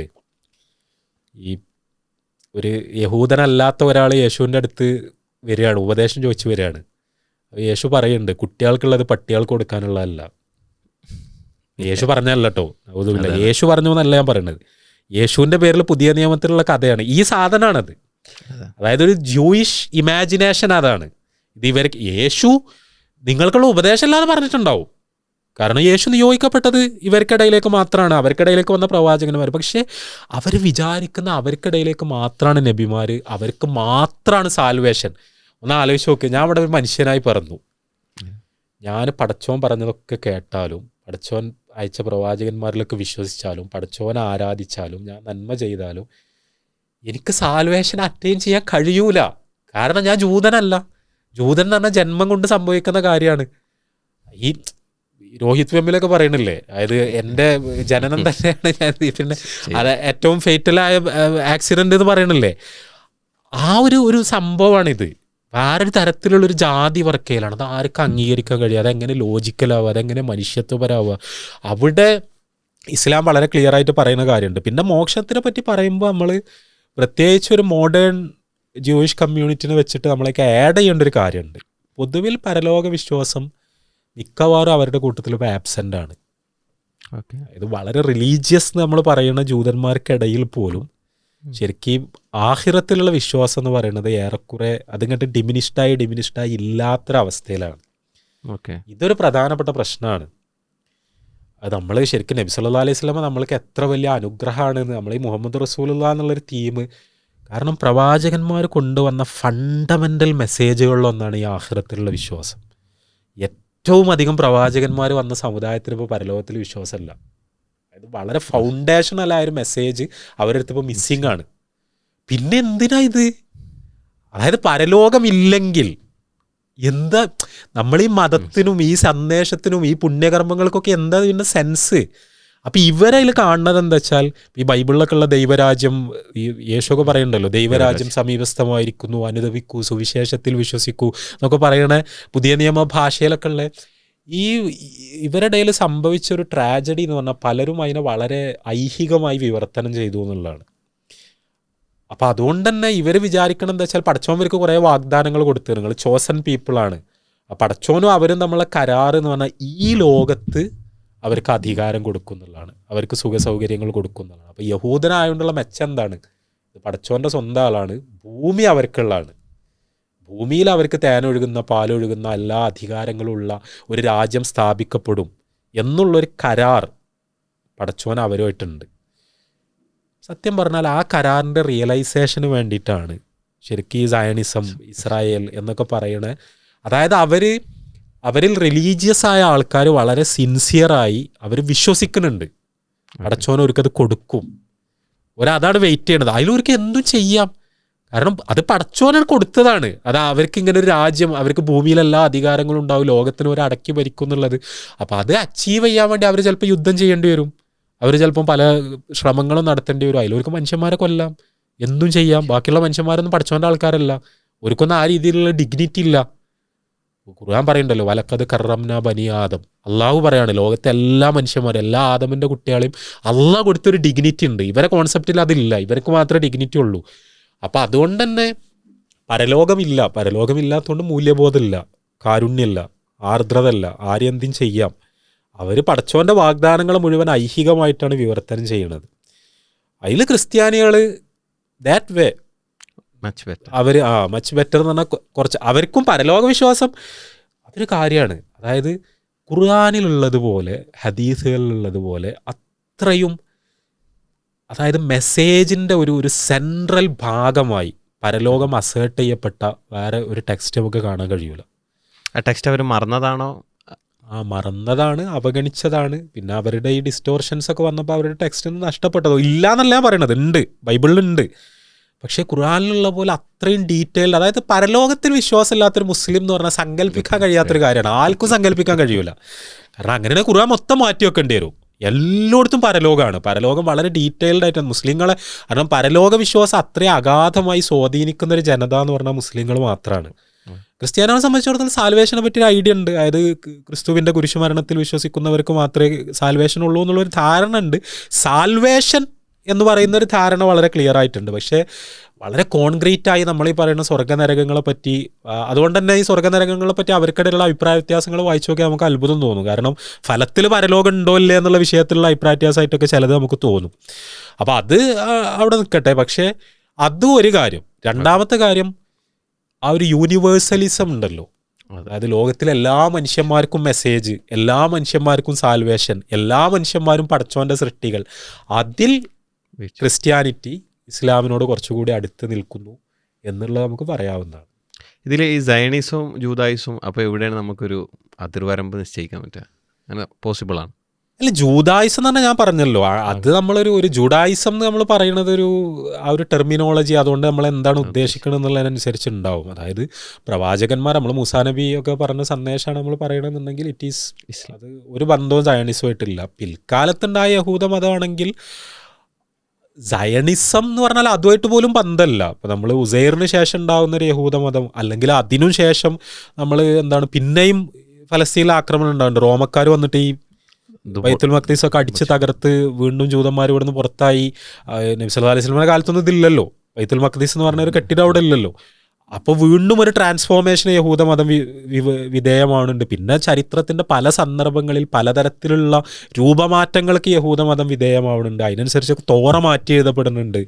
പല ഭാഗത്ത് പലതരം യഹൂദമതങ്ങൾ ഉണ്ടായിട്ടുണ്ട്. ഇപ്പോൾ മദീനയിലുള്ള യഹൂദമതം ആവണമെന്നില്ല ആ സമയത്ത്, ചിലപ്പോൾ ജെറൂസലേമിലുള്ള യഹൂദമതം. അതായത് ചെറിയ വ്യത്യാസങ്ങളൊക്കെ ഉണ്ടാവും. ഇപ്പോൾ നമ്മൾ അമേരിക്കയിൽ പലതരം യഹൂദമതം, അവർക്കിടയിലുണ്ടായ കുറേ പരിഷ്കരണ പ്രസ്ഥാനങ്ങൾ, അതിന് ശേഷം ഉണ്ടായ അതിലത്തെ പല അവാന്തര വിഭാഗങ്ങൾ, ഇതൊരു വളരെ കോംപ്ലക്സ് ആയൊരു സംഭവമാണ്.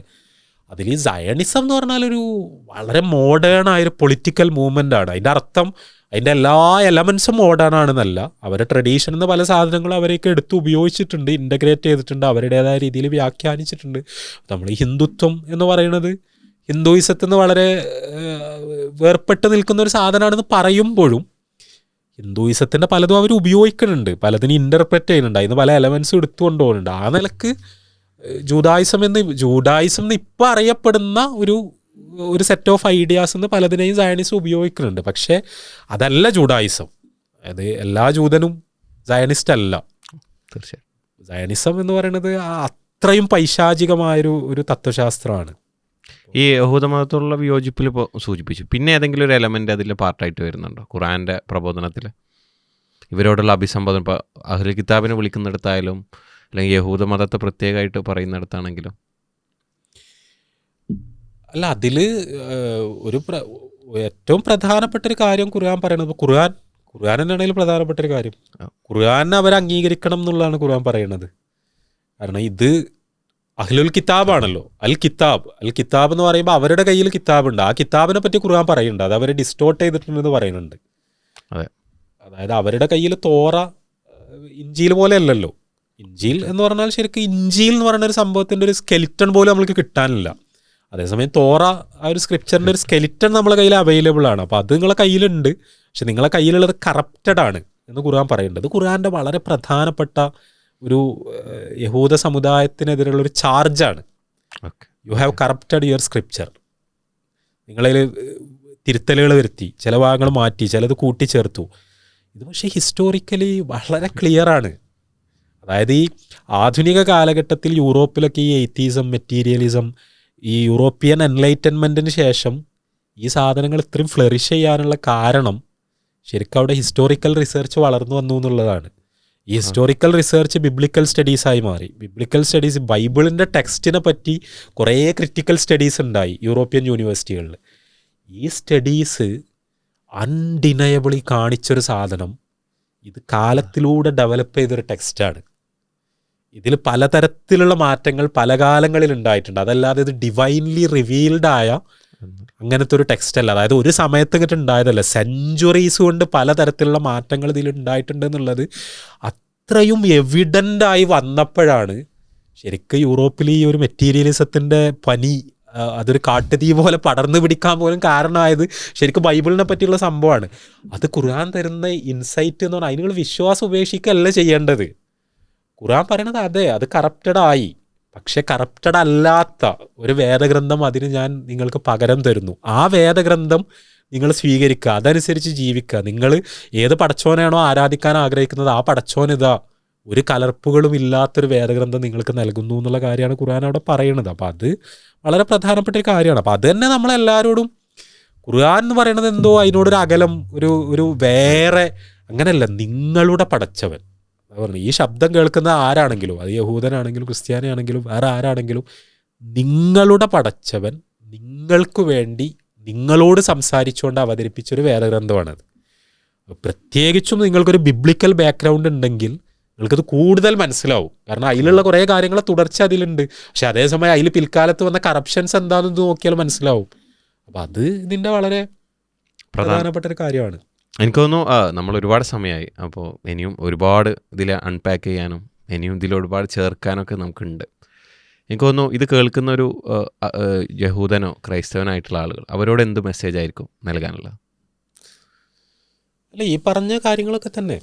അതായത് നമ്മൾ ഈ പ്രവാചകന്മാരുടെ പാരമ്പര്യം എന്ന് പറയുമ്പോഴേ ആ പ്രവാചകന്മാരുടെ പാരമ്പര്യത്തിൽ അഭിമാനിക്കുന്നവരാണ് നമ്മളെല്ലാവരും. അപ്പോൾ ഈ മുഹമ്മദ് റസൂലുള്ള എന്നുള്ളൊരു മെസ്സേജിന് സീരിയസ് ആയിട്ട് കൺസിഡർ ചെയ്യണം എന്നുള്ളത് തന്നെയാണ് ഓരോട് റിപ്പീറ്റഡ്ലി ഞാൻ പറഞ്ഞുകൊണ്ടിരിക്കുന്നത്.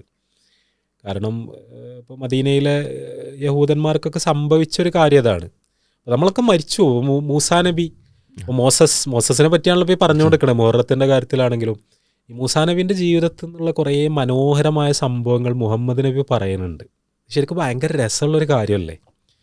കാരണം മോസസിനെ പറ്റിയുള്ള ഇൻഫർമേഷൻ്റെ ഒരു സോഴ്സ് എന്ന് പറഞ്ഞാൽ ഈ പഞ്ചപുസ്തകങ്ങളാണ്. നമ്മൾ ബിബ്ലിക്കലി പറഞ്ഞാൽ ഈ പഞ്ചപുസ്തകങ്ങളാണ്.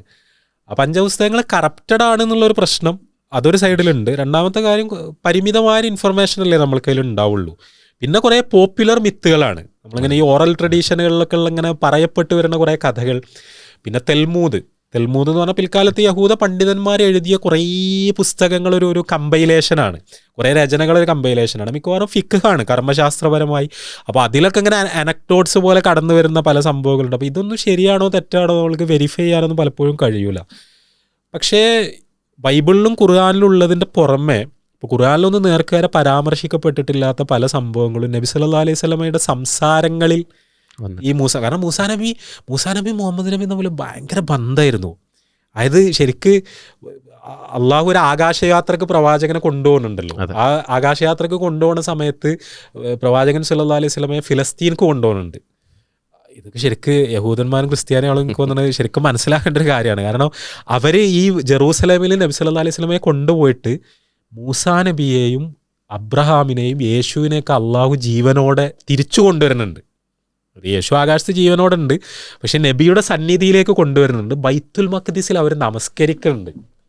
അതായത് മുഹമ്മദ് നബി നമസ്കാരത്തിന് പ്രാർത്ഥനയ്ക്ക് നേതൃത്വം കൊടുക്കുന്നു. മോശയും യേശുവും അബ്രഹാമും ഒക്കെ പ്രവാചകനെ പിന്തുടർന്ന് നമസ്കരിക്കുന്നു. എത്ര ബ്യൂട്ടിഫുള്ളായ മാർവലസ് ആയൊരു മൊമെൻ്റാണത്. കാരണം പ്ലീസ്, അതായത് ഈ ക്രിസ്ത്യൻ ബ്രദേഴ്സ് അല്ലെങ്കിൽ ജൂയിഷ് ബ്രദേഴ്സ് അവരോട് പറയണമെന്ന് വെച്ചാൽ ആ ഒരു ട്രഡീഷൻ ഡെഡല്ല. നമ്മൾ അത്രയും പിന്നെ ചരിത്രത്തിൽ ഒരുപാട് മുമ്പാണ് മോശെ പ്രവാചകനെ നമ്മൾ കാണുന്നത്. പക്ഷേ അതിനുശേഷം നമ്മൾ ഒരു റീസെൻറ്റ് ഹിസ്റ്ററിയിൽ പിന്നെ നബി സല്ലല്ലാഹു അലൈഹി വസല്ലം വന്നിട്ട് 1400 കൊല്ലമായിട്ടുള്ളൂ. ആ സമയത്ത് മോശയെ പറ്റി അത്രയും ഒരാൾ വീണ്ടും സംസാരിക്കുകയാണ്. ആ പ്രവാചകനെ പടച്ചോൻ നേർക്കുനേരെ കാണിക്കുകയാണ്. ഇപ്പോൾ മുസ്ലിങ്ങൾ 5 നേരം നിസ്കരിക്കുന്നുണ്ട്. ആ 5 നേരം നിസ്കാരം എന്നുള്ള ആ നിയമം വന്നതിൽ പോലും മൂസാ നബിയും മുഹമ്മദ് നബിയും നമ്മളൊരു കോൺവെർസേഷൻ്റെ ഒരു പശ്ചാത്തലം ഉണ്ടല്ലോ ആകാശലോകത്ത് വെച്ച് നടക്കുന്ന. ഇതൊക്കെ വളരെ, അതായത് അത്രയും റിലേറ്റഡ് ആണ്. നമ്മൾ ഖുർആനിൽ ഏറ്റവും അധികം പേര് പരാമർശിക്കപ്പെട്ട പ്രവാചകൻ മോശയാണ്. ഇത് ശരിക്കും ഈ ജൂതന്മാരും മുസ്ലിങ്ങളും തമ്മിൽ ഇപ്പോഴുള്ള ശത്രുതൻ്റെ വെളിച്ചത്തിൽ ആർക്കെങ്കിലും സങ്കല്പിക്കാൻ കഴിയുമോ? അതായത് ഖുർആനിലെ ഏറ്റവും അധികം തവണ, എനിക്ക് തോന്നുന്നു 100-ലധികം തവണ, 130-ലധികം തവണ മോശെ പ്രവാചകൻ്റെ പേര് ഖുർആൻ പരാമർശിച്ചു പോകുന്നുണ്ട്. കാരണം മുഹമ്മദ് നബിക്കുള്ള മാതൃകയായി, ഇൻസ്പിറേഷനായി, മോട്ടിവേഷനായി നിരന്തരം ഖുർആൻ മൂസാ നബിയുടെ കഥകൾ ഇങ്ങനെ പറഞ്ഞുകൊണ്ടിരിക്കുകയാണ്. അലി റളിയല്ലാഹു അൻഹുവിനോട് റസൂലുള്ളാഹി സ്വല്ലല്ലാഹു അലൈഹി വസല്ലം പറയുന്നുണ്ട്, മൂസാ നബിക്ക് ഹാറൂൻ എങ്ങനെയാണോ അതേപോലെയാണ് നീ എനിക്ക് എന്ന് പറയുന്നുണ്ട്. അതായത് മൂസാ നബിൻ്റെ ഏറ്റവും വലിയ സഹായി, ഒരു പിന്നെ എല്ലാ നിലക്കും കൂടെ ഉണ്ടായിരുന്നത് ഹാറൂനാണല്ലോ. അത് പറയുമ്പോൾ ഞാൻ പറയുന്നത് ആ ഇമേജറി നബി സല്ലല്ലാഹു അലൈഹി വസല്ലമയുടെ തലച്ചോറിൽ എത്ര അധികം കൊത്തിവെക്കപ്പെട്ടിട്ടുണ്ട്. അതായത് തൻ്റെ ഏറ്റവും പ്രിയപ്പെട്ട ശിഷ്യനെ വിളിച്ചിട്ട് മൂസാക്ക് ഹാറൂനുള്ളതുപോലെ എനിക്ക് നീ എന്ന് പറയണമെങ്കിൽ നബി സല്ലല്ലാഹു അലൈഹി വസല്ലം എത്ര വൈകാരികമായ ബന്ധം മൂസാ നബി അലൈഹി സ്വലാത്തു വസ്സലാമായിട്ട് പ്രവാചകൻ ഉണ്ടെന്ന് ഞാൻ പറയുന്നത്. അപ്പോൾ കുറേ സംഭവങ്ങൾ, കുറേ കഥകൾ ഒക്കെ ഹദീസുകൾ നമുക്ക് കാണാൻ കഴിയും. നബി സല്ലല്ലാഹു അലൈഹി വസല്ലം മൂസാ നബിൻ്റെ ജീവിതത്തിൽ എന്ന് പറയുമ്പോൾ ഞാനൊരു ഉദാഹരണം പറഞ്ഞാൽ, മൂസാ നബിനെ പറ്റി നബി പറയണ്ടേ, മരണത്തിൻ്റെ മലക്ക് മൂസാ നബിൻ്റെ അടുത്തെത്തി. അപ്പോൾ മൂസാ നബി ചോദിക്കുന്നുണ്ട്, എനിക്ക് കുറച്ചുകൂടി നീട്ടി കിട്ടുമോ എന്ന് ചോദിക്കുന്നുണ്ട് ആയുസ്. അപ്പോൾ പിന്നെ മലക്ക് പടച്ചോൻ പറഞ്ഞതിൻ്റെ അടിസ്ഥാനത്തിൽ പിന്നെ മൂസാ നബീനോട് ചെയ്യാൻ പറയണത് എന്താ വെച്ചാൽ, ഒരു കാളൻ്റെ പുറത്ത് ഇങ്ങനെ കൈവെക്കുക, കാളൻ്റെ പശുവിൻ്റെ പുറത്ത് ഇങ്ങനെ കൈവെക്കുക. ആ കൈവച്ചാൽ അതിൻ്റെ ഉള്ളിൽ ഇതിൻ്റെ രോമം ഉണ്ടാവുമല്ലോ, കുറച്ച് രോമങ്ങൾ ഈ കൈയിൻ്റെ ഉള്ളിൽ കൊള്ളുമല്ലോ. എന്നിട്ട് ആ രോമങ്ങൾ എണ്ണി നോക്കുക. അത്രയും വർഷങ്ങൾ കൂടി വേണമെങ്കിൽ നിനക്ക് ദുന്യാവിൽ ജീവിക്കാം എന്ന് പറയാണ്. അപ്പോൾ മൂസാ നബി ചോദിക്കണ്ട, അതിന് ശേഷമോ, അത് കഴിഞ്ഞാൽ എന്താ സംഭവിക്കും? കഴിഞ്ഞാൽ എൻ്റെ അടുത്തേക്ക് മടങ്ങേണ്ടി വരും. അപ്പോൾ മൂസാ നബി പറയുന്നത് അവനിപ്പോൾ തന്നെ മടങ്ങാം. കാരണം ഇത് ചെയ്യാനുള്ള കാര്യങ്ങളൊക്കെ ചെയ്ത് കഴിഞ്ഞിട്ടുണ്ടെങ്കിൽ നിന്റെ തൃപ്തി ഞാൻ നേടിയെടുത്തിട്ടുണ്ടെങ്കിൽ, അതാണെങ്കിൽ ഒരു വിശ്വാസിൻ്റെ മനോഭാവം, അള്ളാൻ്റെ തൃപ്തി നമ്മൾ നേടിയെടുത്തിട്ടുണ്ടെങ്കിൽ പിന്നെ നമുക്ക് അള്ളാൻ്റെ അടുത്തേക്ക് മടങ്ങാം. അപ്പോൾ എപ്പോഴാണെങ്കിലും മടങ്ങേണ്ടി വരും. അപ്പോൾ ഈ ഒരു സംഭവം എനിക്ക് ഭയങ്കര ഇൻട്രസ്റ്റിംഗ് ആയി തോന്നിയൊരു മെറ്റഫറാണിത്. അതായത് ദുന്യാവിൽ ജീവിതം നമ്മൾ എത്ര എക്സ്റ്റെൻഡ് ചെയ്ത് കിട്ടിയാലും, എത്ര തന്നെ നമ്മൾക്ക് നീട്ടി കിട്ടിയാലും അതിനൊരു പരിധി ഉണ്ട്. ചിലപ്പോൾ ഒരാൾക്ക് അത് 50 വയസ്സാകാം, ഒരാൾക്ക് 60 ആകാം, ഒരാൾക്ക് 70 ആകാം, ഒരാൾക്ക് 80 ആകാം, ഇപ്പോൾ ഒരാൾക്ക് 100 ആകാം. അത് കൂടിപ്പോയാൽ എത്രയാണ്? അതിനപ്പുറത്തേക്കൊന്നും അതില്ല. അതുകൊണ്ട് തന്നെ നമ്മൾ പരലോകത്തിന്, സാൽവേഷനെ, പടച്ചോൻ്റെ അടുത്തേക്ക് മടങ്ങുന്നതിനെ വളരെ സീരിയസ് ആയിട്ട് നമ്മൾ കൺസിഡർ ചെയ്യണം. ദുന്യാവ് നമ്മൾ എത്ര ഇഹലോകത്ത് ജീവിച്ചാലും അത് വളരെ ലിമിറ്റഡാണ്, വളരെ ചെറിയൊരു കാലയളവാണ്. ആ ഒരു തിരിച്ചറിവാണ് ശരിക്കും മോശെ അവിടെ പ്രകടിപ്പിക്കുന്നത്. അപ്പോൾ അവിടെ നമ്മൾക്ക് എല്ലാവർക്കും സാൽവേഷൻ കിട്ടണം, നമ്മൾക്ക് എല്ലാവർക്കും പടച്ചോൻ്റെ തൃപ്തി കിട്ടണം. അതിന് പ്രവാചകന്മാർ വഴിയല്ലാതെ കഴിയില്ല എന്ന കാര്യം യഹൂദന്മാർക്കും അറിയാം, ക്രിസ്ത്യാനികൾക്കും അറിയാം, മുസ്ലിങ്ങൾക്കും അറിയാം. അപ്പോൾ ആ പ്രവാചകന്മാരുടെ ചരിത്രം മോശയിലോ യേശുവിലോ അവസാനിക്കുന്നില്ല. അവരുടെ പിൻഗാമിയായി അന്തിമ പ്രവാചകനായി മുഹമ്മദ് റസൂലുള്ളാഹി സ്വല്ലല്ലാഹി അലൈഹി വസല്ലമയെ കൂടി വന്നിരിക്കുന്നു. അതുകൊണ്ട് പ്രവാചകനെ സീരിയസ് ആയി പഠിക്കാനും പ്രവാചകൻ്റെ മെസ്സേജ് പരിശോധിക്കാനും എല്ലാവരും സന്നദ്ധമാവണം എന്നുള്ളത് തന്നെയാണ് ഇതിൻ്റെ ഒരു കൺക്ലൂഷനായിട്ട് എനിക്ക് പറയാൻ തോന്നുന്നത്. ഇത് ബ്യൂട്ടിഫുൾ ഇവിടെ എൻഡ് ചെയ്യാണ്. എനിക്ക് ആത്മാർത്ഥമായിട്ട് പറയാനുള്ളത്, എൻ്റെ ഈ ശബ്ദം കേൾക്കുന്ന ലിസണേഴ്സിൽ ആരെങ്കിലും ഒരു ജൂതരോ ക്രൈസ്തവരായിട്ടുള്ള ബ്രദേഴ്സോ സിസ്റ്റേഴ്സോ ഉണ്ടെങ്കിൽ, ജീസസ് പഠിപ്പിച്ച അതേ മെസ്സേജ് തന്നെയാണ് മുഹമ്മദ് റസൂലുള്ള, അതിൻ്റെ തുടർച്ചയാണ്. നിങ്ങൾ അവരെ സ്നേഹിക്കുന്നുണ്ടെങ്കിൽ, ജീസസിനെ, മോസസിനെ സ്നേഹിക്കുകയും ആദരിക്കുകയും ചെയ്യുന്നുണ്ട് എങ്കിൽ ആ പ്രവാചക ശൃംഖലയിലെ അവസാനത്തെ കണ്ണിയാണ് മുഹമ്മദ് നബി സല്ലല്ലാഹു അലൈഹി വസല്ലം. ആ മെസ്സേജിന് നിങ്ങളൊരു ഓപ്പൺ ഹേർട്ടോടു കൂടി ഒരിക്കലെങ്കിലും ജീവിതത്തിൽ അറിയാൻ ശ്രമിക്കുക. അത് നിങ്ങൾ ജീവിതത്തിലെടുക്കുന്ന ഏറ്റവും വലിയ ബെസ്റ്റ് ഡിസിഷൻ ആയിരിക്കും. മാത്രമല്ല അത് നിങ്ങളുടെ സാൽവേഷനിലേക്കുള്ള ഏറ്റവും വലിയ വഴിയായിരിക്കും. അതിലേക്ക് നമ്മളെ സൃഷ്ടിച്ച സൃഷ്ടാവ് നയിക്കട്ടെ എന്ന് ഞാൻ പ്രാർത്ഥിക്കുകയാണ്. ഇനിയും ഇതുപോലുള്ള വൈജ്ഞാനിക വിഭവങ്ങളുമായിട്ട് മുഹമ്മദ് റസൂലുള്ളാഹി എന്ന ക്യാമ്പയിൻ്റെ ഭാഗമായിക്കൊണ്ട് പ്രൊഫൗണ്ട് TV നിങ്ങളുടെ കൂടെ ഉണ്ടാകും. കൂടുതൽ വിവരങ്ങൾക്കും അന്വേഷണങ്ങൾക്കും ബന്ധപ്പെടുക. ജസാക്കുമുല്ലാഹ് ഖൈർ. മുഹമ്മദുർ റസൂലുള്ളാഹ് والذين معه أشداء على الكفار رحماء بينهم